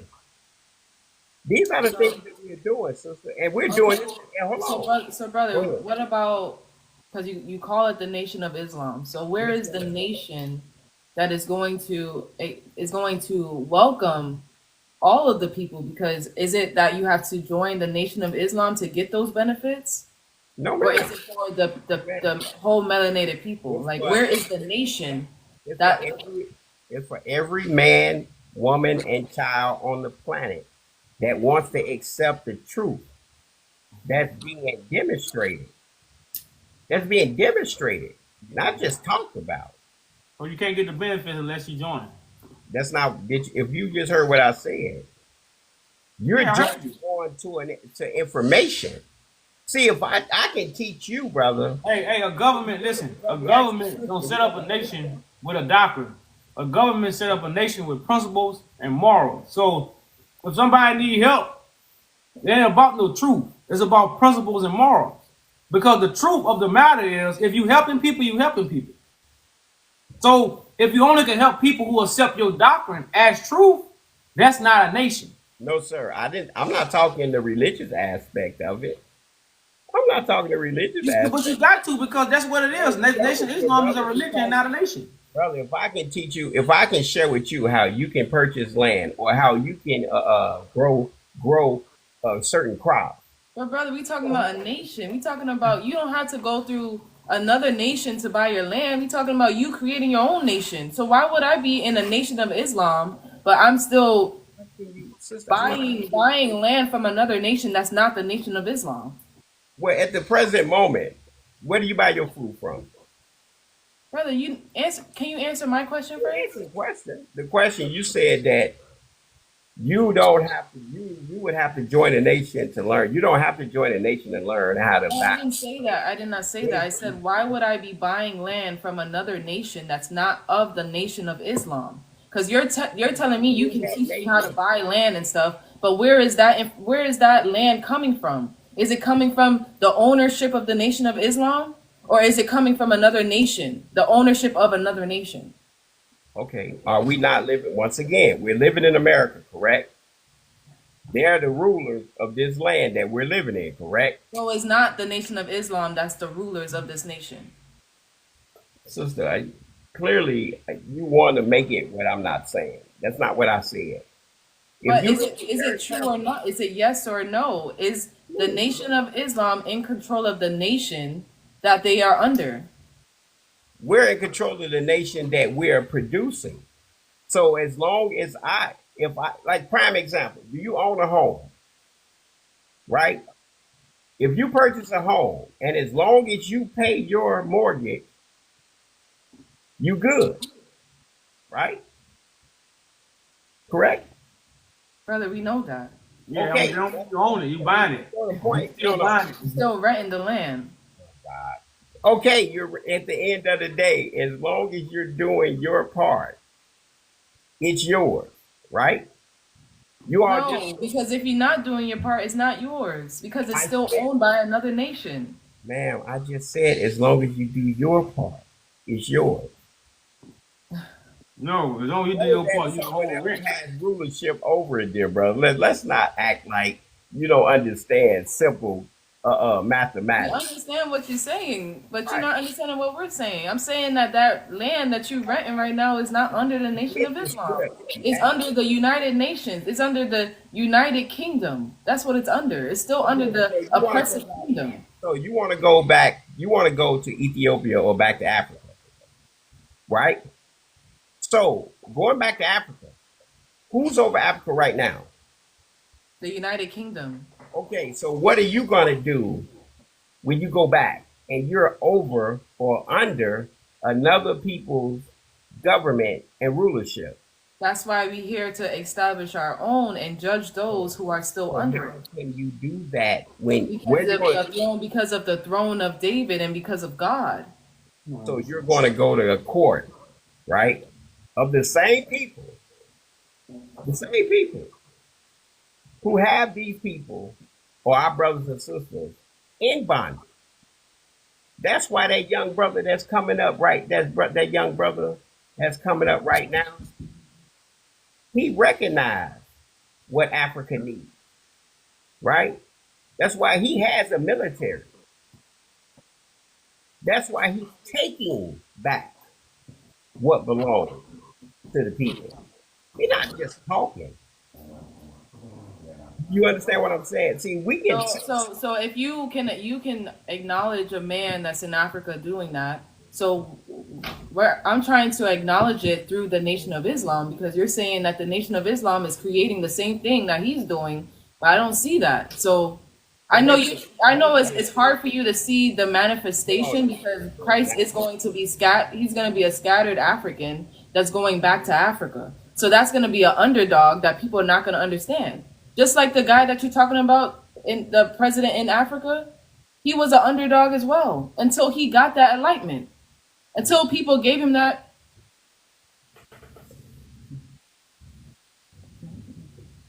Until people recognized him. He wasn't always recognized. You just knowing about him. Who just not knowing about him?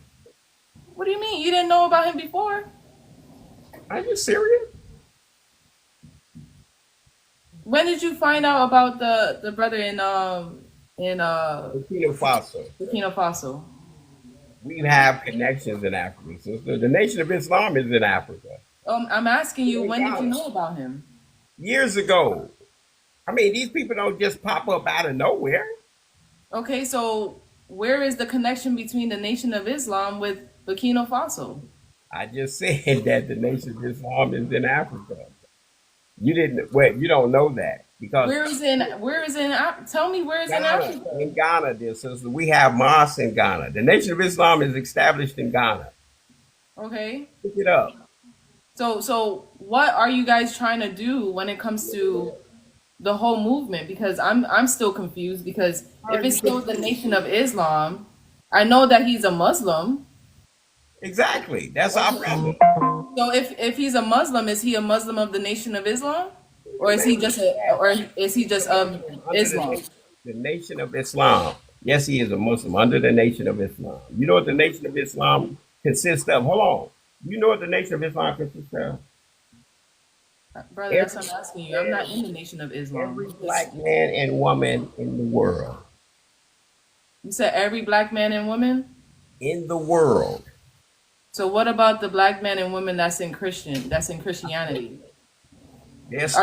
Are you guys uniting with those people as well? Yes, ma'am. You know what Islam means? You're To educated. submit. What does Islam To mean? submit to God.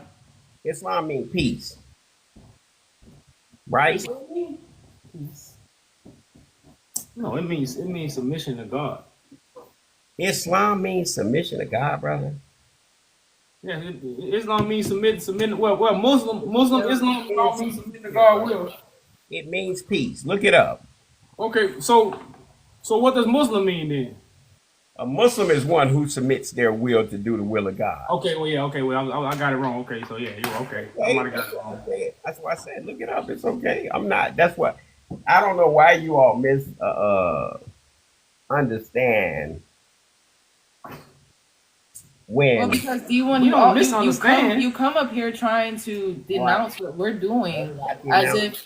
as if what you're doing is something different. So I'm trying to understand why you keep coming up here, not just to us. You come up here with all the people that's a part of this movement and try to denounce what we're doing. We're here to Well, ma'am, unite. You should be coming here. Hold on, bro.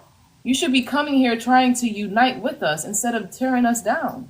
That's the Okay. problem with our people. Okay. 'Cause Question. I'm not here trying to tear down everything Farrakhan is doing. If he's doing something, he's doing something. But we doing something too. Hold on. So There, you should be coming here as another black man to unite with another black sister and black man. sister. Now you just said what you just stated. Now, do you hear those that are in your organization? You hear the things that they say. Yes, brother. We hear the So you hear. So you telling me you hear the disrespect that comes from some of those? Not all of them. we're here to also judge the leaders that have gotten our people astray too. Like Okay. So Farrakhan is part of the deception as well. okay. We're not saying that he's not, but I'm just saying you're not Farrakhan, right? Wait, But you're under his leadership. And we ain't mad at you, and we not talking about your character because it's a lot of Muslims that ain't gonna have good character. So it ain't even about that. It's about the principles of the matter of what we doing. Because if we're proclaiming Christ is gonna flip over tables. So Christ is gonna flip over Farrakhan's table. His table the information that he's providing to his people is not gonna last if Christ is here. sister, right now, right? You said that. Now listen to what you just said. You said that you hear what those that are with you are saying in reference to the minister, right?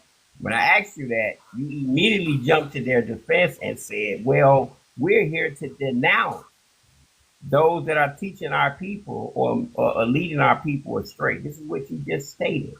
But Correct, because you are a person that's part of that product. So now, here's the thing. With what you just stated, you asked, what is the nation doing? Now, I've heard some of your own people say, oh, well, I mean, y'all do good things, right?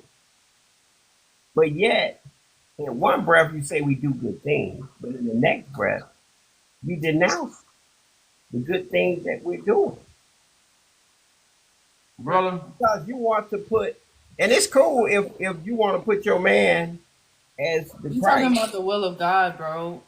Sister, Farrakhan is proclaiming that he's doing the will of God. If he's not doing it, I still have the right to say he's not doing it. okay, and I have the right. If he's helping other black men on the streets to get off the streets, that's good work. Okay, he's doing something. That's cool. But we're talking about the will of God. We're not talking about that. So what's God's We're talking will? about establishing a nation that he's saying that he's establishing, but there's no nation. Yes, sister, can you explain to me what the will of God is if it's not judge the world. Hold on. If it's not to wake up the masses of Judge the world. What God to judge the world? So Many are called. Listen. Many are called, few are chosen. It's exactly. So how few are you Okay, talking? and so how you gonna wake up the masses when you have to bring something that's gonna heal the masses, not wake them up? A lot of them will never be woke. But you know what you can do for the masses? Provide. Hold on, brother. You cut me off. What you can do for the masses is provide a healing place where they can dwell at. Okay, you That done some that. of them still won't be awakened, but they will be dwelling in the midst of healing. That's what God will is. It's not to teach the people, and it's not to set up a nation in a nation. That's not God's will. So God's will is to judge the nations. Where do you start? Everything starts in the mind, correct? Correct. Okay, so if you're in a place, an ungodly place, can you still have God in your mind? Can you still live a godly life? Yeah, if you have God. Exactly. So you have brothers and sisters that are in the belly of the beast right now, right? And those brothers and sisters, although they're in an unsanitized situation, an ungodly place, they find the strength of God within themselves to take their mind outside of that situation. Some of them are so good, where are so cold with it, where they're able to establish a peaceful place in the belly of the beast. That's not God's will. That's all we saying. That ain't God's will. That ain't God's service. That ain't what God gonna send nobody to do. That's all we saying. Brother, We know what they already. If they did that, give them a hand clap. But guess what? That ain't for God. is God will not to establish peace on earth? That's temporary on earth. peace. That's No. temporary. You're God, talking about yeah, temporary God ain't peace. gonna stay with temporary peace. It's gonna be worldwide peace. It ain't gonna be temporary. That's not of God. That's all we saying. It ain't. Brother, how is that not of God when you just said yourself that That's temporary peace, okay, brother. it's temporarily at that present moment. It's temporary, right? So would you rather have, if you're in pain, would you rather have some temporary relief from that pain, or you gonna wait and suffer through that pain until you don't have it anymore? Get the real cure. Yeah. I'd rather get the real cure For real, pure. because you temporary hurt me might have side effects. See, you gotta think about side effects from temporary. See, when you have temporary things, they can hurt you much more than if you never had it. You wish you just never shit. Just leave me in pain. Don't take the pain away from me. Then they come back, can't get rid of it. So what we doing? You can't. God would never send a man to build a nation in a side of another nation. You see what I'm saying? So a lot of people is holding on to their religion and not to what God is doing, because what God is doing, it won't be in America. It will be worldwide. The Nation of Islam is set up by another man in America. Exactly. No. I mean, I understand what you're saying, dear You know brother. what I'm saying? So you got God gonna establish world presence. Farrakhan is known by the world, but his nation is only inside of America. Where you get that from? And for one thing, he not judging. Farrakhan is not judging the world. Farrakhan never put nothing to judge the world. What do you mean he's not judging it? Listen, dear brother, where are you coming? Listen, Farrakhan, dear brother, I'm not. Listen, it's first of all, you're hold on. D1. Just answer this. Has Farrakhan set up a judgment for the world? What you mean set up a judge? Explain what you mean. What you mean? I shouldn't have to explain if he did it. You'll be able to tell me. I don't know what you're talking about. You have to explain it for me, dear brother. Explain what you mean. Have Farrakhan set up a judgment for the world powers? Set up a judgment for the world powers to do what? Give me an example. This is God's will. Give me an example of what you're talking about. It's God's will to judge, which is bring correction to the world powers that be. That's God's will. Has Farrakhan put these things together? Yes, he's doing it with our people. Because at the end of the day, these powers that you're referencing, I'm through, bro. they don't move you and I when we have a proper understanding of who we are. We move ourselves. D1, again, Farrakhan has been busy talking to the people and not the leaders of the people. So he has been busy gathering. He has been busy gathering people to join. Brother, he has been busy to join his people to the organization. He has not been busy dealing with leaders and bringing judgment. And if he have, he would have been succeeded because he's been doing it for a while now. Just say, So, brother, just let me say this. Now Farrakhan is old. He can barely move too much now. Wait, So what? now it should be a new leader on the rise. Okay, do you So when you and this see when you deal with Moses, Moses had Aaron and Miriam. Christ had disciples. Aaron? Aaron, wait, Moses. Who is I want to like, who is Farrakhan disciples? We are, dear brother. No, well, all y'all. Yes, sir. Okay, so all y'all have the same power as Farrakhan. To a degree. As a matter of fact, let So brother answer. Hold on, allow me to answer first, brother. You can't cut me off. why you didn't answer? You said sorta. Oh, That's the let me answer. answer. I said, allow me to answer, dear brother. You asked the question. I'm saying, but you answered when you said sorta. It's you. Obviously, you don't want. I asked you, do you have the power as Farrakhan? You said sorta. That's the answer. As a matter of fact, we're made to do greater things. Now, let me answer your Okay, first. so I will ask you this: what are the great things you doing that's greater than Farrakhan? I said we're being taught to do greater things. No, I didn't say okay, that. what? So what are you doing since you have been taught? Is you applying that wisdom, and what are you doing? Either you doing it or you're not. Yes, What are sir. you doing? We are applying it, brother. We're Okay, applying. so what great works that you are doing that's greater than Farrakhan? Brother, if I can answer, if you allow me to. Go ahead. Now, I wanted to first answer that first statement when you stated that is he talking to world leaders? You can But go no, on. I want, because I want to get sidetracked. No, I no, want you to answer the question I just asked you. it's real short. It's short and Okay, simple. go ahead. Go on YouTube and type in the Honorable Mr. Farrakhan speaking with world leaders. Now, the other question you asked, what am I doing per se? I'm working with other brothers and sisters, and we're getting the word out to our people, and we're transforming lives of these young brothers and sisters out here. The same ones that's But called, you doing that's the same thing Farrakhan did, right? brother. You asked the question, dear brother.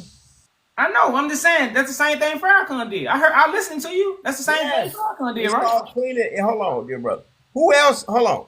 How you expect to set up a kingdom of God and you don't have God's people on your side thinking right and acting right? Brother, what are you doing that's greater than Farrakhan? Because you just named you going in the streets with Farrakhan. Because Farrakhan went in the streets, the got people multitude, to brother. accept the doctrine and join the nation. Okay, you doing the same thing. No, But you supposed to be doing greater work. So what's the greater works that you are doing? everybody is not. Everybody don't have to join the nation. You know how many young brothers, brother, I have inspired that are not joining the Nation of Islam. Brother, that's what no, I know, but you trying to derail from the question. How about the What rest? are the greater works? Because I want to ask you this: how long you been following Farrakhan? I've been in the Nation of Islam since 1999, dear brother. Okay, so that's almost 20 some years. That's what 26 years or 25, 26 years. So since you have been taught to do greater works in Farrakhan, and it's been 26 years, what are you doing that's greater than Farrakhan? Because you asked what you was doing, you say you were in the streets teaching people. Farrakhan did that. But I want you to tell me something greater since you have been 26 years in of teaching to be greater than Farrakhan. What are some great works that's greater than Farrakhan since that's the teaching? I want to see. I want you to show the people that you have applied what you have learned from the Nation of Islam to be greater than Farrakhan since you say that's what he teaches. We're doing this collectively, brother. That's the part that you keep over talking. It's a collective thing that we do. Do you not that part? You do that. Did that make sense? Did Farrakhan talk to the leaders collectively, or did he talk to them? He spoke with them. Okay, then. So he didn't do it collectively, right? He's the leader, dear brother. When you have But you're supposed to be greater than your leader. allow me, brother. When I Ain't that what he said? He said he being taught to be greater than Farrakhan. So what leaders have you talked to? You talking about people in the street. so you're saying that Somebody go in the street and talk to people. Shit. Hold on, And that's hold what on. So Jehovah's you Witness said- do it every morning. so you said that there are people in the streets that aren't over other people. Brother, I'm not saying it's not people in the Okay, streets. then. So what are you talking about? You're not making sense. Hold on, brother. What I'm saying is, You can't compare you me. said you was Brother, doing greater works than Farrakhan. you're The lying. people in That's the not what streets I are not said. in government leadership. The people in the That's not streets what I run what's in the said, dear streets. brother. Now you just made that up. I Oh, didn't. no, bro. Where This is did what I you say said. I'm doing greater things? Where did I say that? Brother, He you did say said you're doing greater things than you I Farrakhan. did. said we are being taught to do greater. Okay, so you're being taught, but you're not doing it. So, Oh my God. um, Come on now, sister. If you but that's why you keep you're saying you're educated, being sister. taught You're too. educated, So, sister. Sister, you're educated, right? yes, I'm You're educated. I'm no. educated enough that I know that we need to move on because you're just gonna keep going in circles, brother. We need to move on and talk to the people that actually understand. I mean, I didn't say you had to hold me up here. I was answering the brother questions. But once I started talking about the minister and what the Nation of Islam is doing, then that's when you all went haywire and started making it other than what it is. Hey, wow.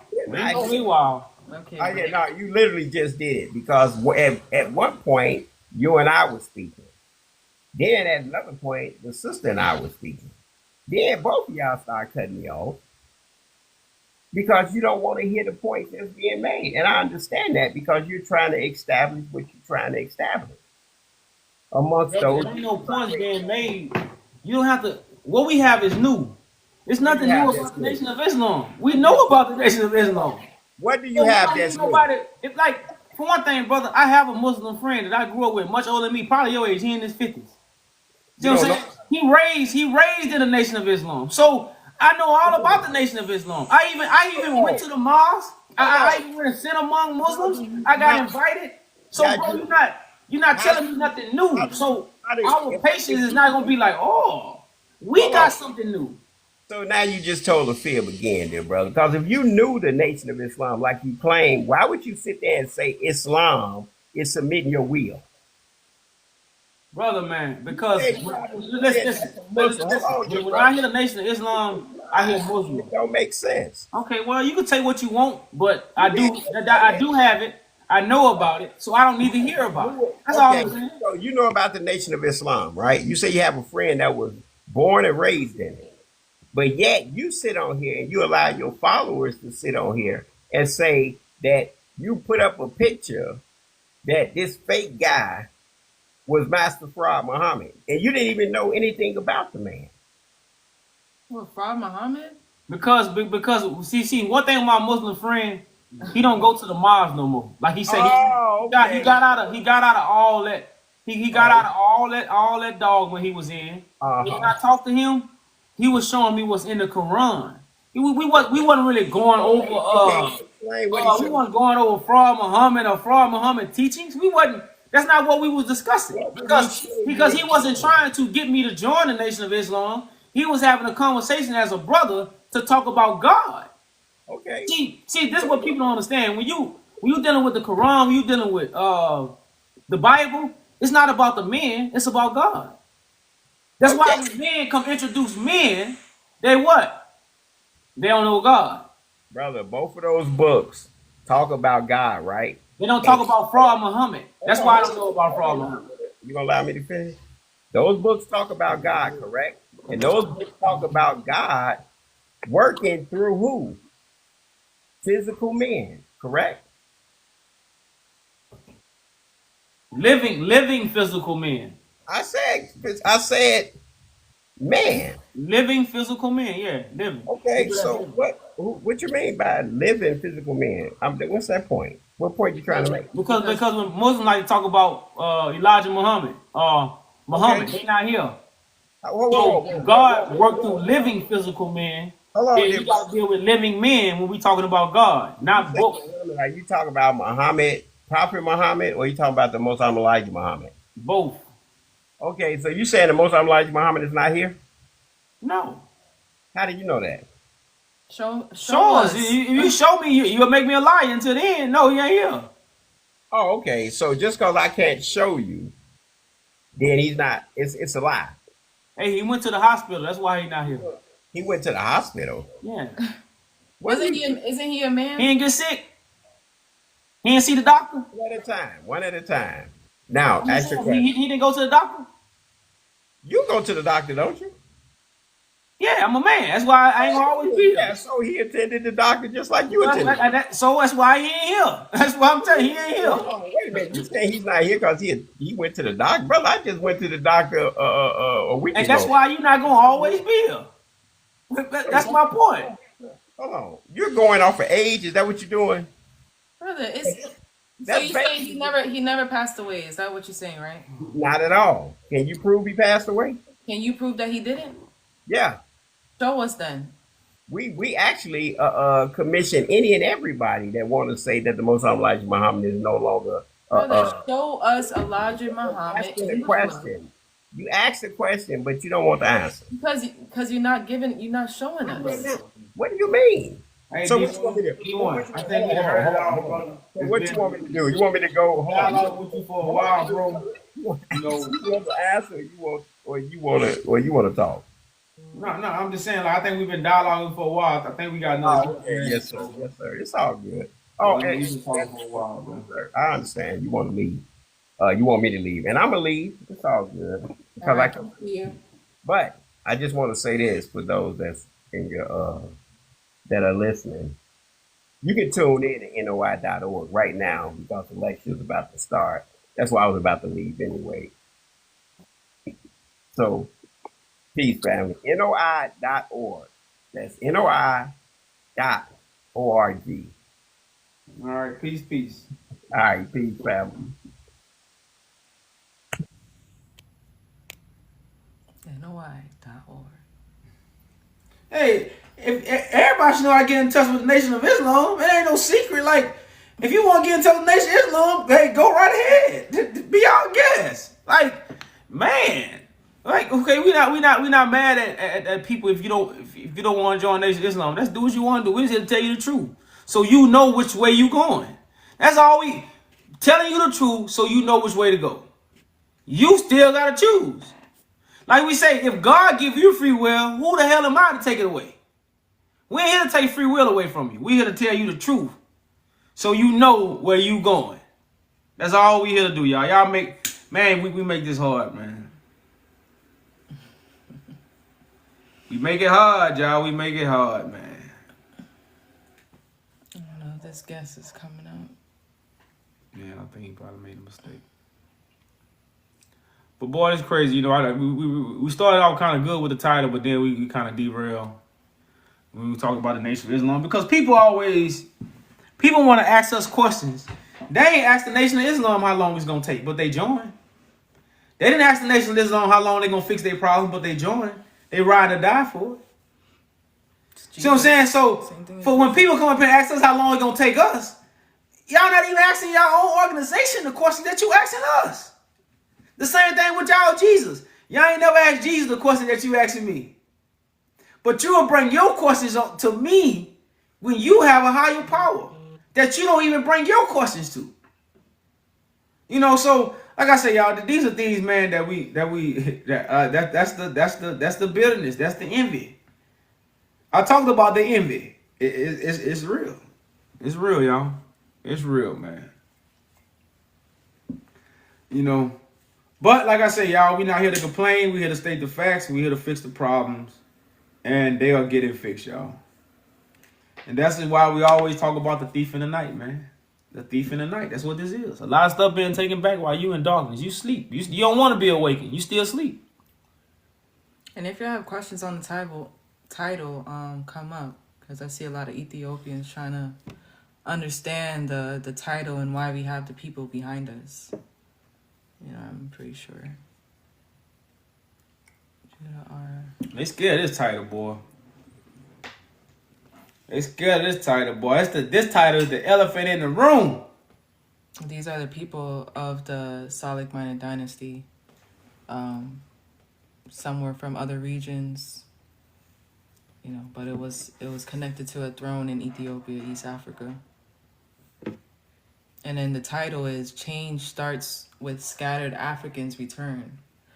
And a lot of Ethiopians don't connect themselves to being part of the slave trade, being part of they're being scattered, you know, throughout the world. They don't understand their majesty and how that is connected to biblical prophecy.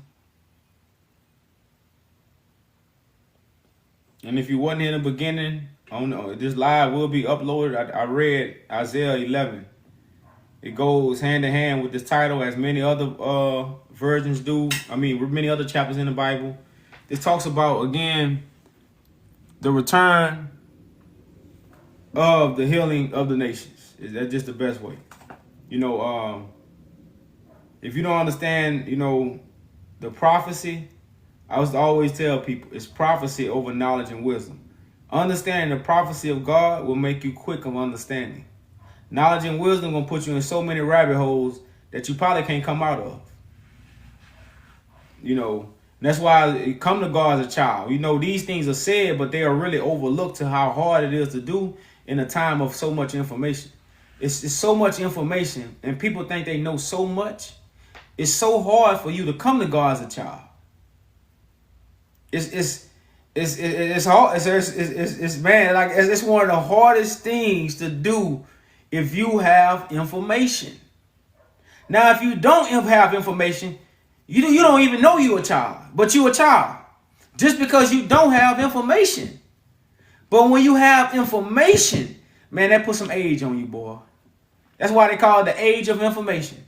Some people so old when it comes to information, and when it's time to get God information, they can't lose their age. They too old. You see what I'm saying? Like it go over their head. It go over their head so much because of their age that they have in information. And that's why when my awakening, I was always ask, I'm like, damn, how do my brothers and sisters know that? But come to find out, they don't know shit. They don't know nothing. When you don't know nothing and somebody is saying something, the human nature in you make you listen because someone is saying something you don't know. That's just the natural human nature.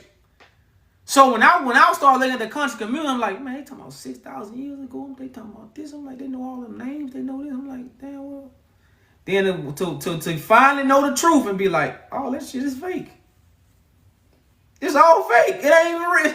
It's a made up information to teach you so you won't recognize the truth. Like, we didn't create Egyptology. They created Egyptology. That's why I told you what's being destroyed right now. The tongue of the Egyptian sea. Egyptology was not created by us, y'all. I put my bottom dollar on it. I put my bottom dollar on it, y'all. Egyptology was created to teach people about a false history that didn't never exist. Mixed in with a little dab of truth, but boy, some watered down information. It's watered down on a whole other level, man. When you deal with Egyptology. But that's where we at, y'all, in this age of information. But man, we had one guest, and that was that brother always watching us, so I wouldn't consider him a guest. That's a return guest. But like nobody, and I know we ain't been on TikTok in a while, so but nobody was really.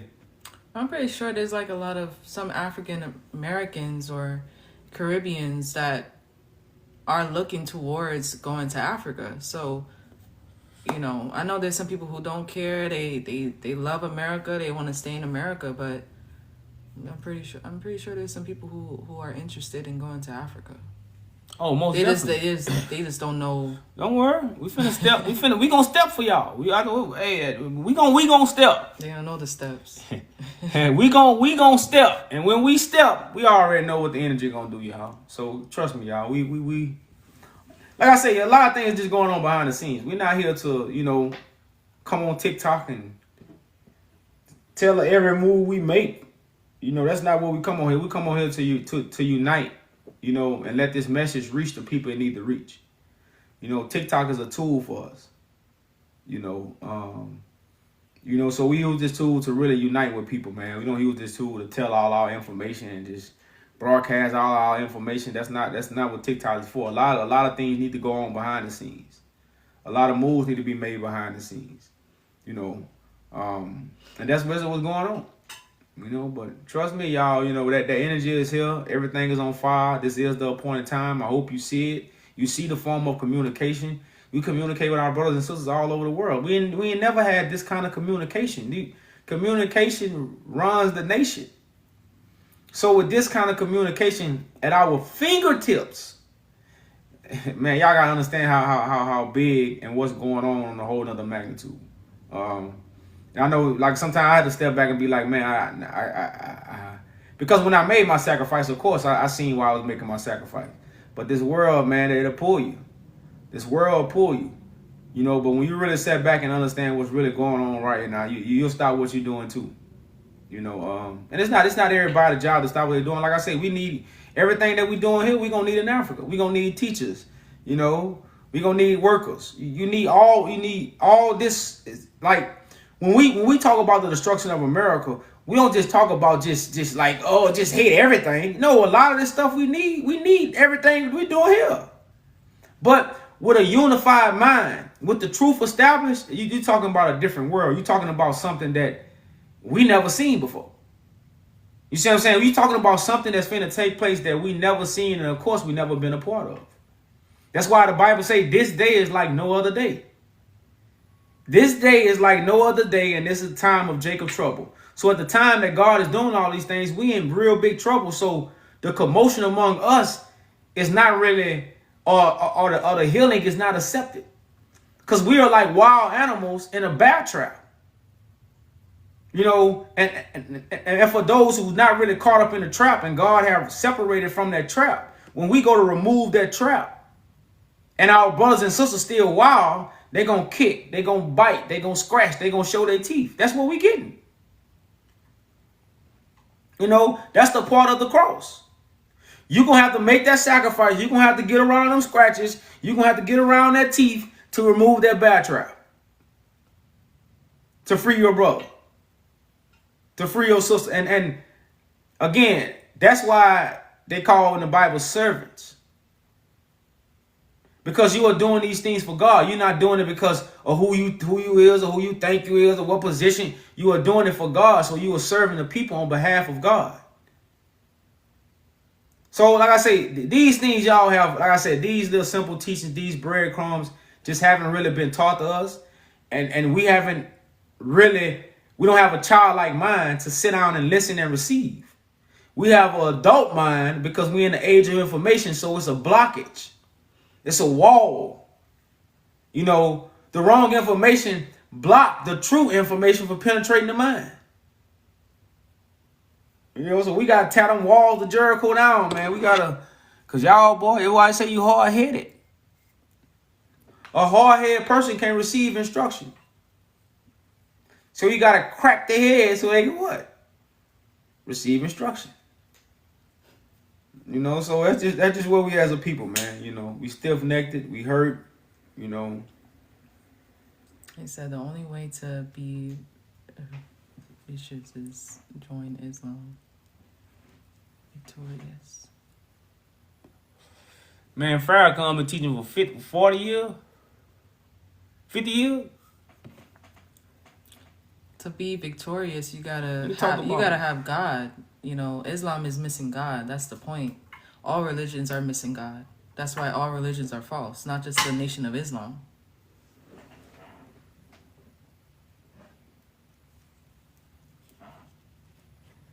I promise you the truth. The truth, y'all, have no names attached to it. The truth have all actions attached to it. The truth. And people got to understand, when they deal with this truth, this is all manifestation. And God is not in a religion. You know. I don't know who this is. Pop. This is all manifestation, man. This is bigger than words, y'all. It's bigger than words. Like I said, I know a lot of y'all can't fathom. Trust me, I know. I don't. That's why I'm never trying to speak over your head. You know, as I come over here and speak simple things. I'm never A lot of stuff that I just keep to myself. I'm like, nah, I ain't gonna tell them that. And when in the beginning, I used to. Because the hardest thing is to explain something you already know and you wasn't taught to deliver it. Like I wasn't taught to deliver the things I deliver. I just got a quick understanding and I had to find a way to deliver it. But again, that's the blessing I received. To come with the arts of heaven. To come with the art is imagery.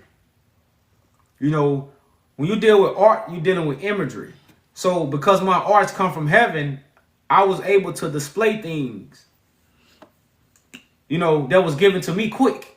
That's the hardest thing to do. But in the beginning, I was to try to reveal all the things that was being shown to me. But when in reality, they wasn't for y'all. It was for me.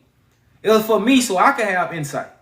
But in the beginning, I was trying to show everything, you know, that God was showing me, everything that I was seeing. I was trying to find ways to try to show those things. And you know, that's when I was a babe, though. But, you know, right now, what's really being displayed, y'all, is really the true imagery of what has to be understood.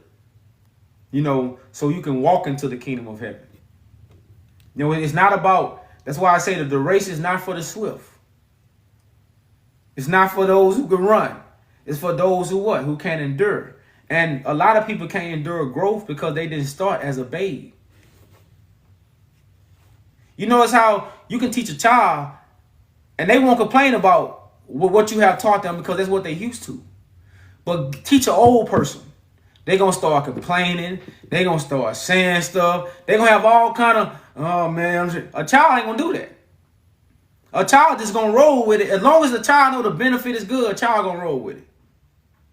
You know, but like I say, when you get too mature, and that's why I say, y'all, coming to God as a child is one of the hardest things that really you can imagine. I know it's really overlooked on a whole nother level. But like I said, these are the breadcrumbs that's coming back. You know, y'all, these are the breadcrumbs that's coming back. You know, because coming to God as a child, y'all, that's very hard, man. That's very hard at these times, man. Yeah, someone said, the host trying to take credit for what Jesus Christ already did in the Bible. But y'all, I can't take credit if you already did it. How can I take credit for something? Jesus is in the Bible. You guys' Jesus is in the Bible, is not on earth. That's the difference. Y'all only believe in Jesus in the Bible. Y'all don't believe him in reality.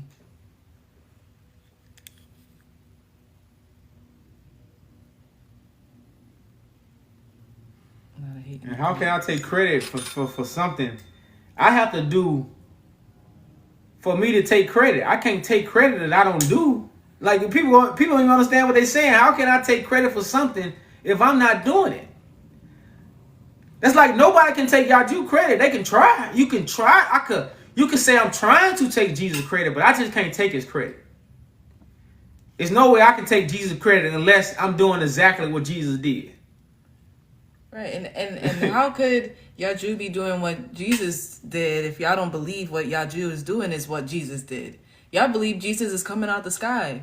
Y'all believe Jesus actually, you know, rose people from the dead. Like literally.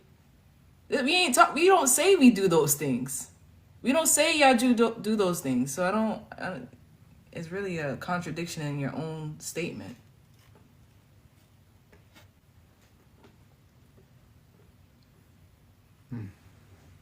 My people, y'all. But y'all, again, this is Bible prophecy.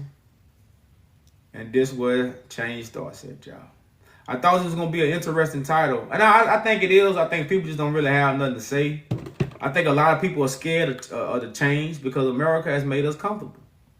You know, and that's why, you know, we are a generation that was really grew up in this system as this system doing something for us. You got to think about what generation that the truth is being spoken to based on the level of American pacifying us. Like our mothers, I'm an 80s baby, so we're dealing with mothers who was born in the 50s, 60s. You see what I'm saying? You damn near have to say 40s, because a lot of 80 babies' parents was born in the 40s and 50s. I'm going to say this again. A lot of 80 babies' parents was born in the 40s and 50s. in the 40s and 50s, they wasn't raised with pacifiers. So that's not the pacifier generation. That's why there was so much uproar in the 70s and 80s. Well, the 60s, 70s, and 80s. It was so much uproar, or really the 60s and 70s. Because you had what?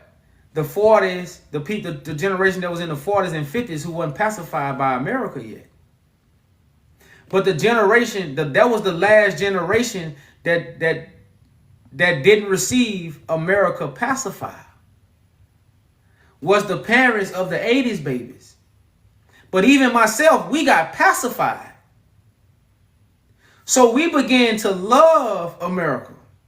We began to go to the colleges. We began to get the degrees. We began to get the positions. We began to move into the neighborhoods. We began to get the houses. So now the truth is being revealed to a pacified generation. So going back to Africa is scary. Because of what you have established from being pacified in America. This is who we really talk. Right now, we talking the 70s and 80s babies right now who are in the seat of, what was the best word to say? Influence of the next generation. The seat that's influence of the next generation is the 70s and 80s babies. Because you still got a little energy left. And you still got some young folks. But because you still got some 80 babies that's in their mid-30s. So we got the energy. But we've been pacified. So going back to Africa? Oh, nah, man. You know how hard I work? You know how hard my ancestors done fought for me to do this? Your ancestors never fought for you to establish nothing in America. That's the biggest lie I've ever been told. Your ancestors tried to establish what? Respect by another race. And because we was here, then you got to get respect where you at. That's logic. How am I going to get respect somewhere else? I can't get respect right here. You know, so the whole thing, the whole system that we in, like I say, a lot of people are not able to be on Mount Zion and look from the levels, you know, of what we're dealing with, of the whole beast, the whole story. Like a lot of people ain't sit back and looked at it. But this is the truth that again that gives you that binoculars, that give you that lens, that give you that third eye, that give you that quick understanding to see these things, y'all, and it's easily seen, man. You know, that's why this title scares so many people, because it's a generation of people who receive the pacifier. You know, that's where we at. The generation who been pacified, man. I got a business, man. I can't, you know, shit. You can't open up business in Africa. You know how many black businesses Africa need right now, and they got you worrying about a black business in America. Don't you know how many black businesses they need in Africa right now, y'all? You know. That's why I gotta say I hate to, I never try to talk behind a man back. That ain't my stilo. All my stuff, I do it on camera. But this is why I don't respect people like, you know, what's his name?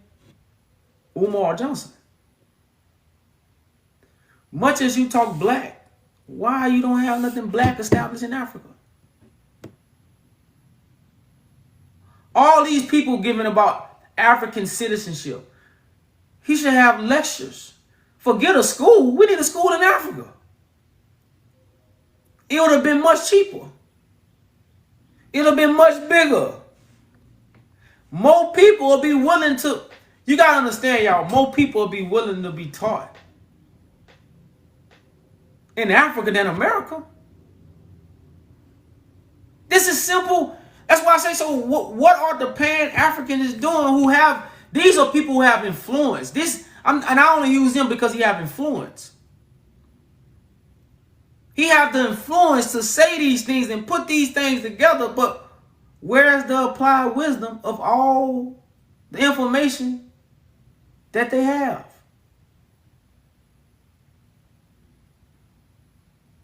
You You see what I'm saying? These are people who got the influence, who can right now. Dr. Umar could gather 10,000 people right now to go back to Africa and set up a whole empire right now. He got that much influence. And like I said, when you got 10,000 people, y'all, you got a lot of money. You talking about $100? That's 100,000. You know how easy it is to get $100 in America? So you got 100,000 within, and that's just $100, y'all. You know people gonna get way more than $100. So you know what $100,000 look like in Africa? And that's just with 10,000 people. Now, and I'm just with hypothetically speaking, shit. No, that's way more than $100,000. $100 with 10,000 people, that might be 100,000. Because $100 from 1,000 people is 100,000. Help me, that's 1 million. Yeah, that's 1 million. Yeah, I know my zeros got a little. Yeah, I knew I wasn't tripping. That's 1 million. So when we talk about influence, y'all. No.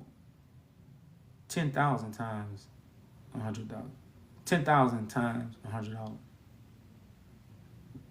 Yeah. Yeah, it's 1 million. Shit. So that's what I'm saying. We talking about resources and money. It take unity. But these are people with influence. So they got money because they got influence. I got a crown of thorns. So I ain't got no influence. That's what set me different. You know. I ain't got no 100 G's in my bank account. And I walk around here talking about y'all, man. Come open up a school and do all. Nah, I ain't riding around every day. No. Sacrifice, crown of thorns. So when you talk about movement, when you're talking about leaders, when you're talking about why, the reason why, if Marcus Garvey was, not Marcus, if Umar Johnson was focused more on Africa, it'll be a lot of black people that be focused on Africa. But he trying to open up a school here. So what the people listening to him trying to do? They trying to open up something here. They following the leader. But these are y'all leaders. I'm just showing you how leadership works. So the reason why this title scare people, because our leaders are not what? Looking to Africa and know what? They might have Africa coming out their mouth. Africa coming out their mouth, but they're not really looking at Africa, man. Because they have the influence to what? Influence the people to move whatever direction they need to be moving.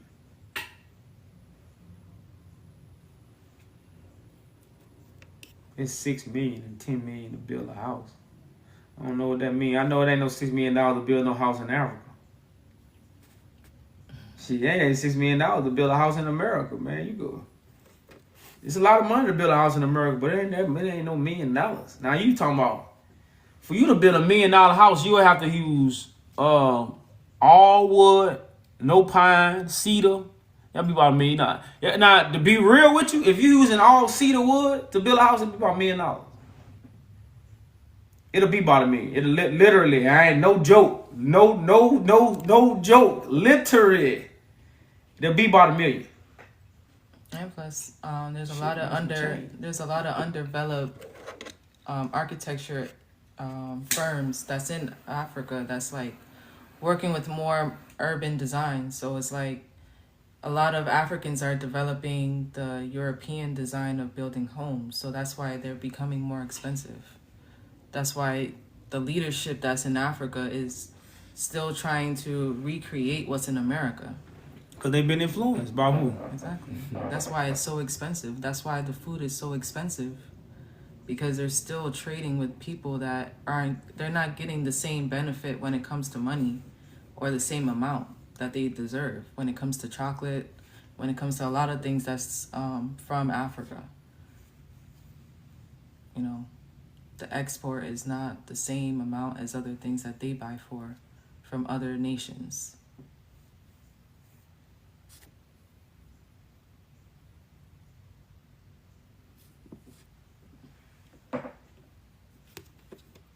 Well, he was saying buying houses in Africa is a lot. Yeah, that's what she said. Right? That's what she said. I know shit. Yeah, but that's what I'm saying. I don't know if that was. She couldn't have been $6 million. Come on, man. They have some expensive ones, but that's the reason why it's like that because of You say capitalism. 1 million is nothing in Africa. Is you out your mind?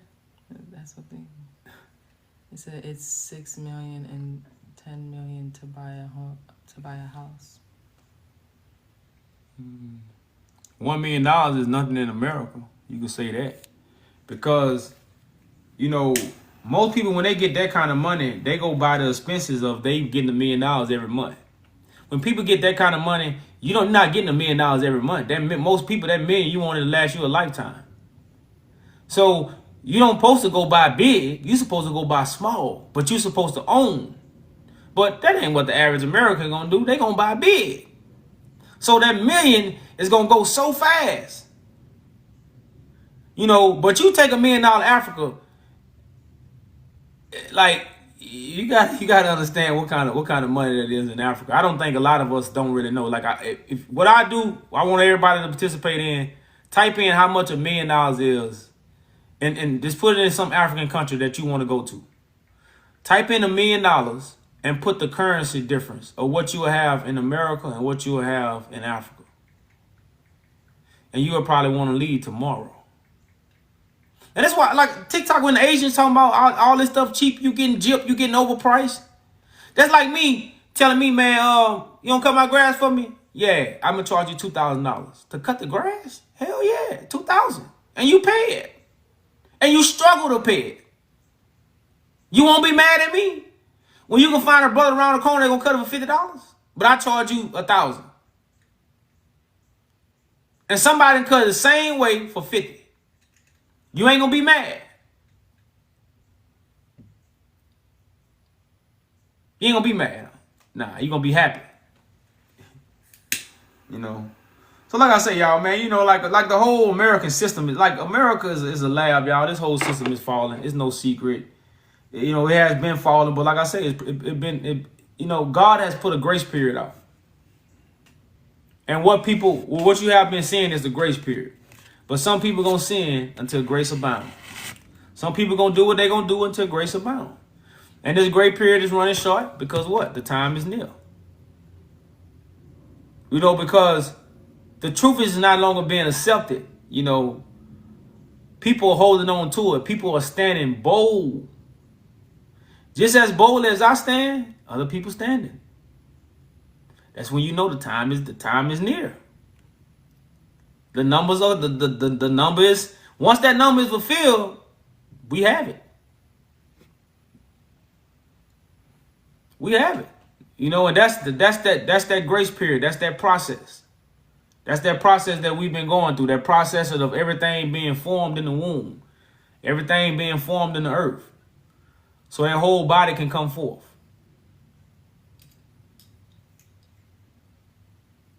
Okay, but I can't even say that number. That's $132,889,000. That's what you're saying? Yeah, it's just an extra 30 million. No, extra $132 million. $1 million. $1 million is $132 million. If I'm saying that right. 31, right? Could it be one? Yeah, but 130 more. Well, that's why they bump up the price in Africa, Yeah, they trying to make money too. Mm-hmm. See, I'm gonna do what the American, especially if you're American. That's how it is in the Caribbean. When they find out you doing that, you spend that kind of money in America, so shit, when you come to Africa, they want you to spend it too. Mm-hmm. That's what you used to. Like when somebody find out, they paying top notch for these things. They doing what? How much they paying for it? Well, shit, this is what I'm gonna sell it to them for. And that's how they promote. That's how they think. They promote other people coming to America to make that money, and then you go back to your country and hopefully you invest into your own country that but that's another way how they introduce you back to their education for you to make their money so you can bring back that money into that country. So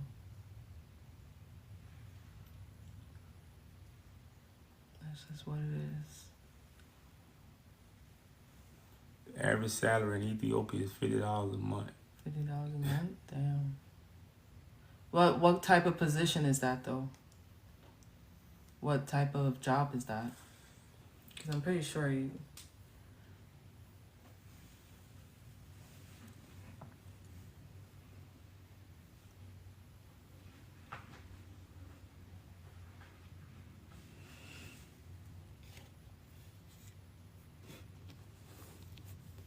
It's just from Google average. Okay. Or Google average.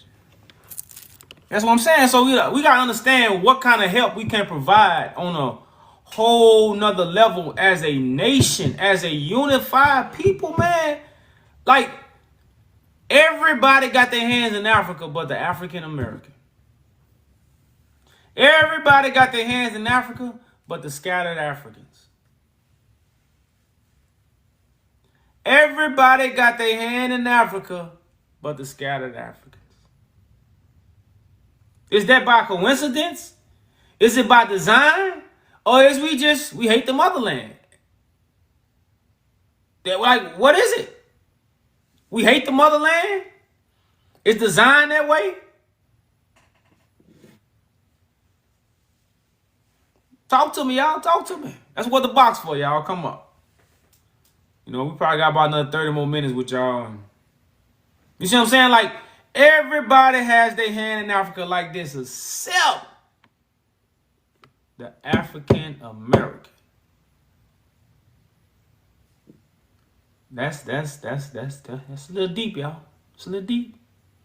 And we ain't got nothing in America. It ain't like we got something in America. Now, we had something in America, I'd be like, okay, well, I can see why. Y'all, when it come to owning construction, seas, ships, I'm talking about major infrastructures that sustain a people, we probably about 1%. Literally. We might be 1% if we got a percent in the race. And even when you do have one, you know what they could, man. They probably do that just for the law. The law say you gotta have at least one black man to have a business to make it look right. Yeah. Okay, we gonna let him in, but he one of us, so let him in. Like, this is literally when it come to where we at in America. You know, that's why, again, y'all, when people are doing something, we never try to take away from people works and people hard works and what people are striving to do. But it's like if you try to fix the car and you don't fix it, somebody got to say you didn't fix it. We can't keep saying, oh, well, he tried.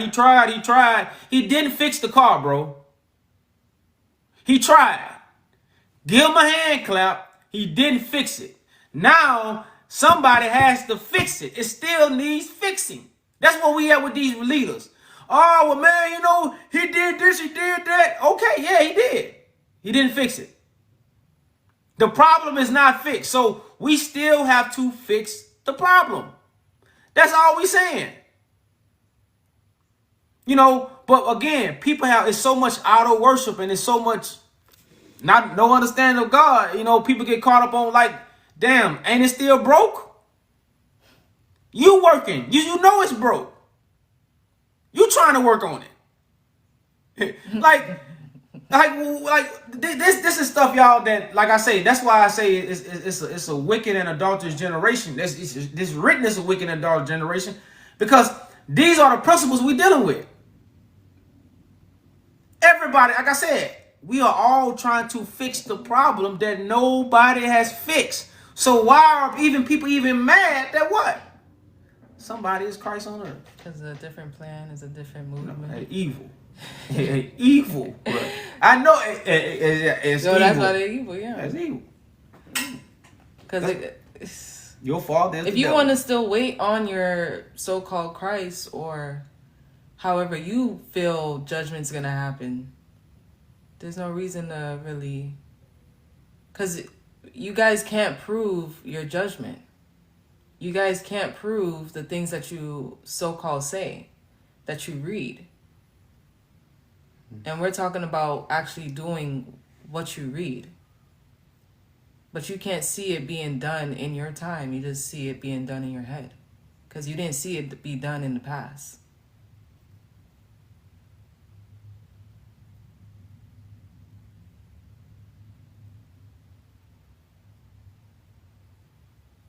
Yep.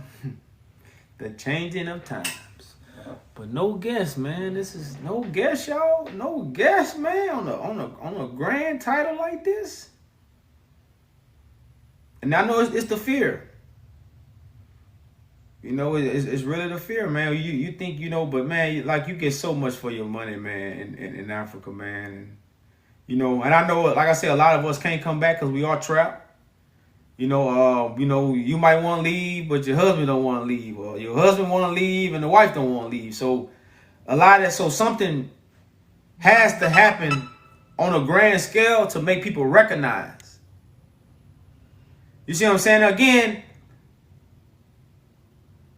this is the move. Again, it's more for people who understand what change and work is about. Because again, we are not going to Africa just to take over Africa. We're going to heal Africa. We're going to bring infrastructure to Africa. We're going to bring stability to Africa. We're going to bring resources to Africa. We're going to bring energy to Africa. And that's why we just couldn't go back to Africa just because we felt like going back as a unit without having the Ark of the Covenant. Without the change. You see what I'm saying? Without God being involved. So now we're going back to Africa with God being involved, rather than us just going back to Africa just to be there, you know, just to be sitting ducks.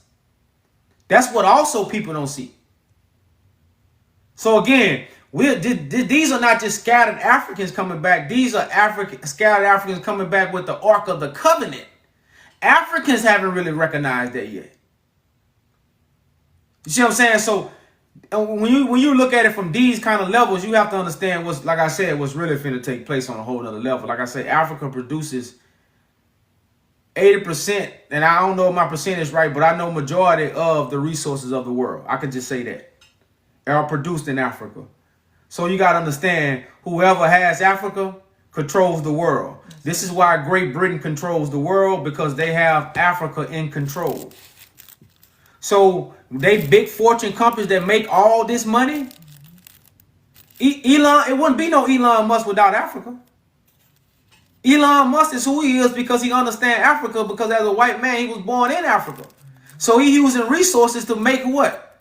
His money. But soon, he's not going to be in control of those resources no more. Because what's the biggest resource that everyone uses in everything that they do is technology. Everything right now, humans use technology for everything. So that technology, the pieces that is in this technology come from Africa. You know. Elon Musk battery in his car. His resources to make that battery to power that Tesla. That has everything to do with Africa. So again, everybody got their hand in Africa except who? The scattered Africans. And I'm not talking about Africans that come over here to live a better life because of what they, because a lot of the scattered Africans didn't run from Africa. They was taken. Now at the same time, this stuff this is not to point the finger. This is not to cast blame.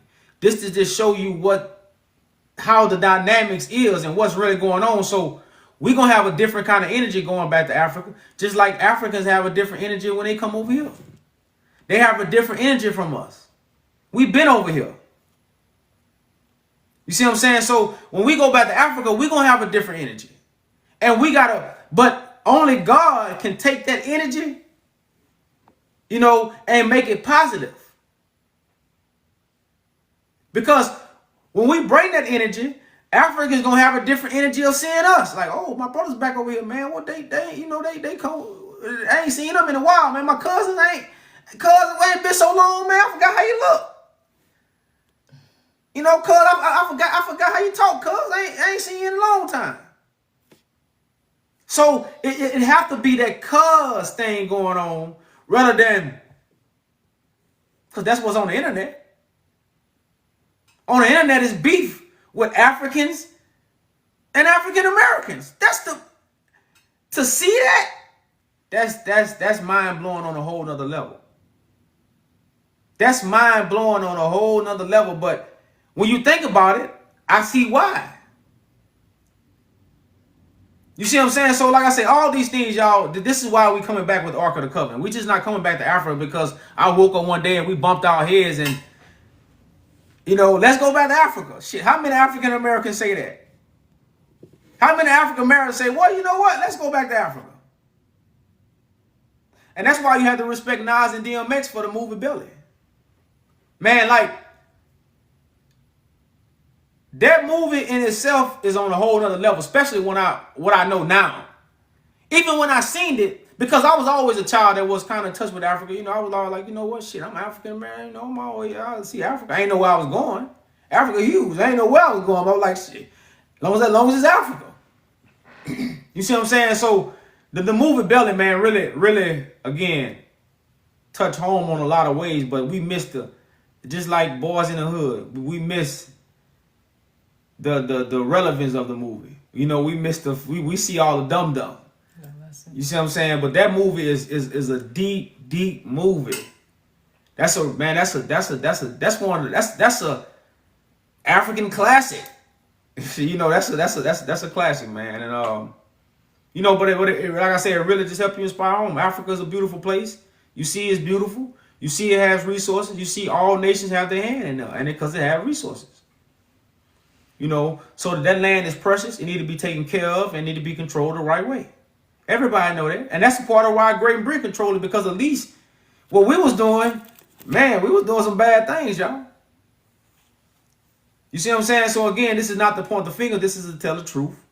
And again, this is to bring back God's majesty, to heal all nations. And it starts with what? The return. Everybody know about the return when they read the Bible. That's why they created a whole facade of the Jews returning home to Israel. That's why they was able to come in that land, because the Jews are supposed to return. The Jews don't supposed to be in their land. They're supposed to return to their land. You see what I'm saying? This is why they put all that together. But the world couldn't challenge it. The world wasn't, y'all got to understand the enlightenment of the world today. But like I say, you got so much money, you stupid. And I'm talking about information as your money. Like somebody can have too much money, they just stupid. They don't value what you don't. When you got so much money, you don't value the money you have. When you got little money, you value it then. You got a lot of money, it's no value. So you got so much information, you don't value information no more. It's nothing to you. It's information. So what? Christ on earth. Ha ha ha. Turn the game on. That's what we at. It's ha ha ha. It's information. It's like money. Like if you got $1 million, what $100 look like to you? Ha ha. $100. Give me 1,000. Give me 10 of those hundreds. That's what this generation is. You know, rich folks. And this is what you get. You see it. Everything is laughs, you know. Ha ha ha ha ha. Let's go back to playing. Let's go back to wishing. Let's go back to hoping. You know, and that's just what you see right now, y'all. And it's just like I said, we don't value the information that's really put on the table right now. It's precious. It's the most precious thing you ever heard in your life. And you just can't understand how it's gonna fit in your reality, because you think your reality is God. Shame on you. Shame on you if you think your reality is God, y'all. So like I said, y'all, we probably got about 10 more minutes with y'all. If we don't really have no guests,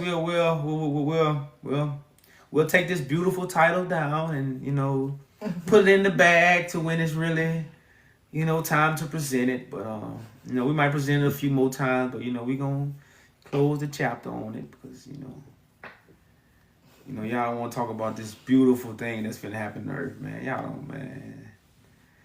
Y'all don't understand, y'all. That's why again the ark is coming before us. It's the information that's gonna give us clarity. It's gonna keep us solid. It's gonna help us understand. It's gonna do everything. It's gonna do everything.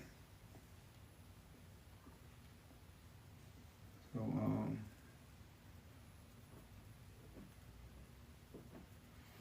yeah, man. If you think I'm lying, just keep watching, man.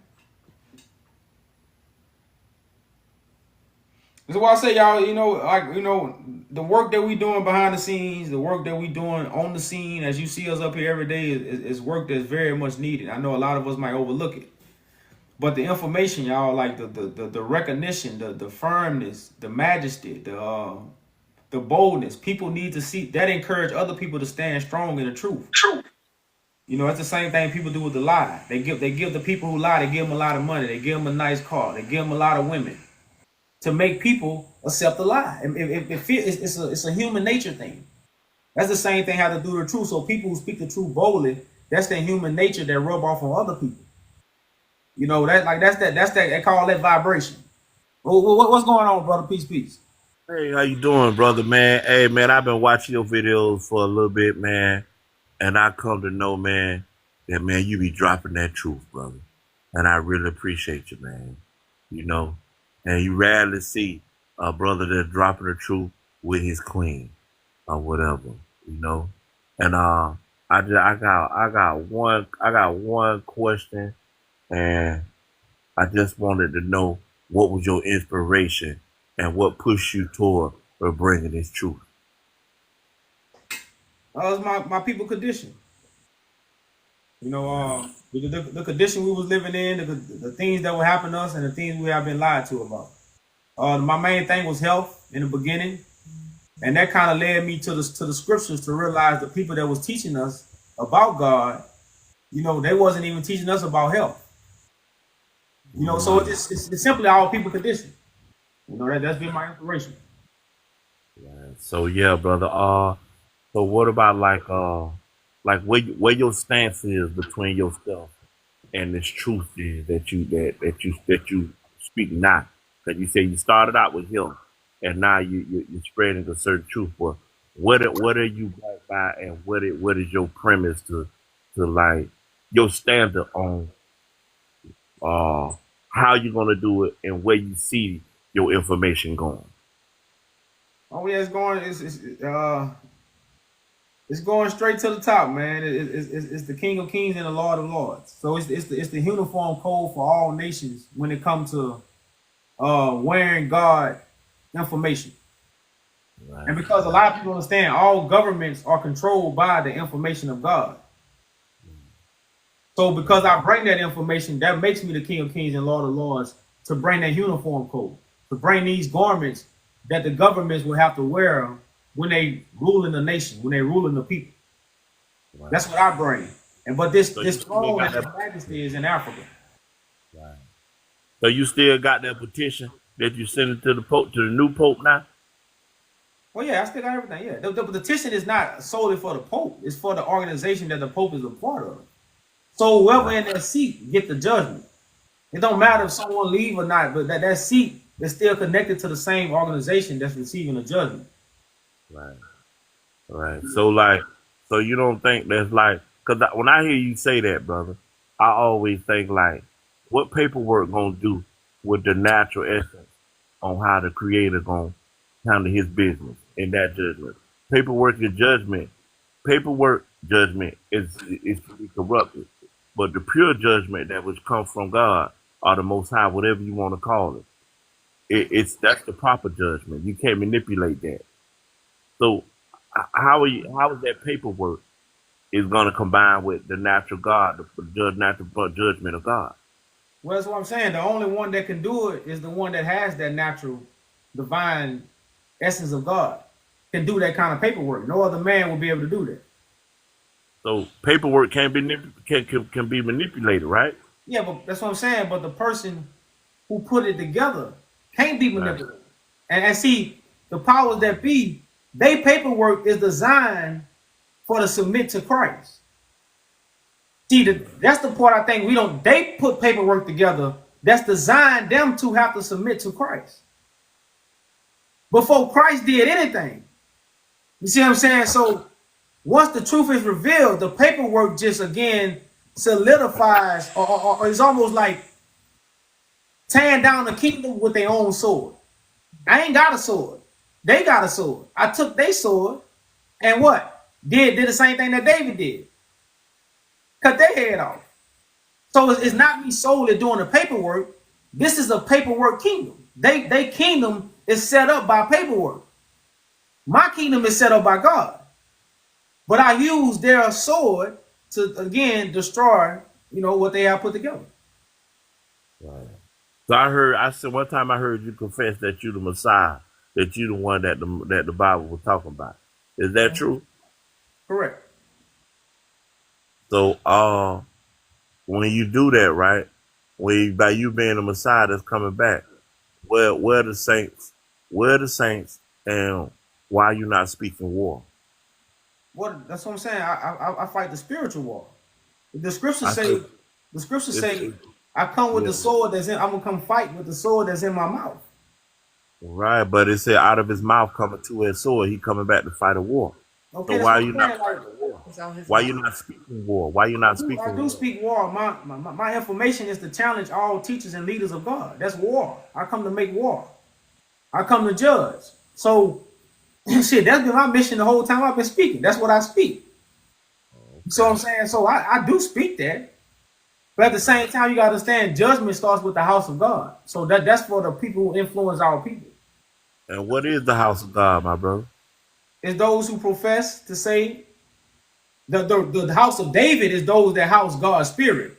But the house of God is those that teach God information. So the house of God is an actual person, Yeah. people, and the nation, right? Yeah. People, yeah. Oh, okay. So that means that not one specific person is a Messiah. That means the Messiah is a multitude of people. No, the body is a multitude of people. The Messiah is the head of the body of the multitude of people. See, Okay. that's the You the head. that's the So order. That's the you the order. head. You the head of the multitude of people is what you professing, right, Yeah, my brother? correct. Yeah, I'm the only Christ, but I'm not the only person who God has moved to do the will. I can't do it by myself. But So I just have a position. and you say you the only Christ, right? And the word Christ comes from the what word? Anointed, right? Correct. He anoints the other. Okay, so But you like gotta think about it. hold on real I, quick. Like your queen next Go to ahead. you, she's anointed. She's anointed too, right? So that makes her a Christ, No, right? no. That makes her A anointed. witness. Like that's why Christ has no mother or father. Christ is the son of none. Christ gives the anointment. God anoints Christ. This is why everybody's not Christ, because everybody don't get anointed by God. hmm So So Christ does the anointment. Like your body, your head gives the signals to the body. Your arm don't get no signal to your head. You see what I'm saying? So that's why Christ have a certain position. That's why it's an order. It's the order of Melchizedek. It's not just something that we feel, oh, I'm anointed, she anointed, he anointed. Now, since I'm anointed, I know, and this is how I'm gonna do it. That's out of order. Like the body don't work that way. Like the head don't pick up nothing. The hand pick up everything. Your feet might pick up something. Your mouth might pick up something. Your head ain't gonna pick it up. But at the same time, that signal came from the head. You see what I'm saying? but So that's called the order of the body. That's the function of the body. well, That's the way well, the body is naturally set up. That's the way God's priesthood is set up. so since you're talking about the head, and the head is the function of the body. So we're gonna let the brain has 12 ventricles. It don't have one ventricle, and then it's connected by the three other ones: the hypothalamus, the pituitary, and the pineal gland. Right. So if all three of all these 15 different things are functioning, it is not done under one thing. It's still done under many. Well, brother, if you want to look at it this way, everything starts with one, bro, and everything after one is mimicked. That's what we saying. It gotta start with one. It don't start with 2 brains, and it don't start with 12. If it got 12 receptacles, it start with one first. Ventricles. 12 don't pop up at the same time. One comes Oh, first. and one come first, but it's Okay, and real. all we saying the firstborn is Christ. Everybody can't be the firstborn. It's more of a logical thing. It's not to take away nothing from nobody. It's to keep order. Same thing with your feet. You can't walk with your feet side by side. For you to move forward, one foot got to go first, right? And the other foot can't get mad because the right foot went first. Because if the left foot get mad because the right foot went first and the left foot don't want to move, then you can't go forward. You see what I'm saying? So we say everybody is Christ. We saying that takes away the order of God when you say these things. I'm I not don't. trying to take away from somebody's enlightenment or somebody's level of understanding. That's not why I'm saying these things. I say these things for the order of God, not for Right. ego. Like for instance, right? Everything, like how you say, everything gets mimicked after the original substance, right? So if everything is mimicked, where does the image between man and woman come from? What you mean? What does the image? It come Like, from. like look, It come like from. look, like look. You see how you got the man, and then you got the woman. If Mhm. it was just one first, if it was just one first, then it'll just only be man walking the earth. Where does the prototype of the woman come from? It can't come from the man because man don't give birth. Man Correct. It don't. come from our own. It come from the. It come, that's why we deal with a higher power. We don't. We're not. When it comes to the higher power, we know that man and woman have their own. Well, I can't say we know. When I say we, as what I information I bring out, Okay, man brother. and woman have no man and woman have their own image because, like you say, a man can't give birth, so he can't be in a woman image. You see what I'm saying? And a woman don't Why he can't? Why the man can't be in the woman image? because he can't give birth, so he don't experience the things she experienced. So he Look cannot at it. be in a solely in a female image. Look, we are in the image of the female. It's just in a mutated version. Like why we got nipples and we can't breastfeed, my brother. Okay, but that's what I'm saying from the standpoint of you being a male and female, you have your differences that make you different. Yeah, I'm saying this because we ain't getting off topic with the question I No, asked. Cause I'm we ain't just getting off trying. top. I'm just saying you, Yeah, you yeah. still have your differences that Right. makes you different. That's the reason. Yeah, that's right. We do make a difference, but data prototype. We data first type, and we come behind them. Why if it was still the same system, right? Listen to me, hear me out now, so you can really dissect what I'm saying.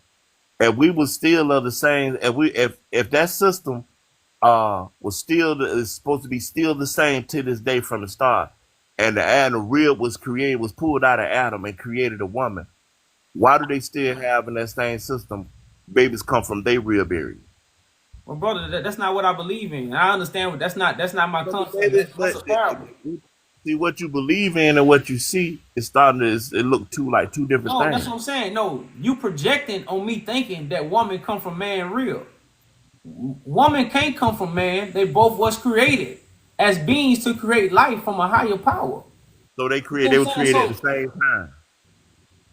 I don't know how it happened. I wasn't there, but I just know when it comes That's a to the wild. creation of a man and woman, they That's have their wild. differences. That's what make them unique, and that's what make them set apart. It ain't like we don't preach that woman actually come from Adam real. That's a parable of a whole nother spiritual teaching about the priesthood and how the spirit was taken. So that's not we don't preach that. That's what the people who don't understand the scriptures preach. That's not our standpoint of life. You So, know, so, our when I say standpoint of that, life as male and female was created by the higher power. so when For I a say reason. that, when you went back to the oneness again, I said that to say this is that if it was just oneness, where did both masculine and feminine come from?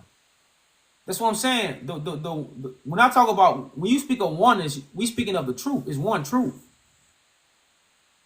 You see what I'm saying? When you deal with male and female, yeah, like that's a whole other subject. That's With male that and that's female one again. that's one truth, brother. But it has to come from you said it just only come from one source, but yet still the prototype come from two, No, male and brother, female. male. A man can make a man. A man right now can make a male and female as one man. A one man can have a daughter. A one man can have a child. So the same way God can Man create a don't carry male no and egg. God can create a female, man and woman can do the same thing. So it's like we are mimicking something of a higher power that they had the ability of to do it on a higher level than we have the ability to do it. You say they? Well, not Okay, it, you got it right. rather I knew you. rather it. I rather say it, but Yeah, there you go. You say it. yeah, I rather say it. If you when you want if you talking to somebody You brother, listen. that's You are not very indoctrinated with intelligent man. words. The best word to use for the creator, if you're not using creator or the father, just to reference it as an adjective, I use the word it. That's right. That's just Very, something I prefer. very wise man, bro. Hey, you know they say you try the spirit by the spirit, bro. You all right with me?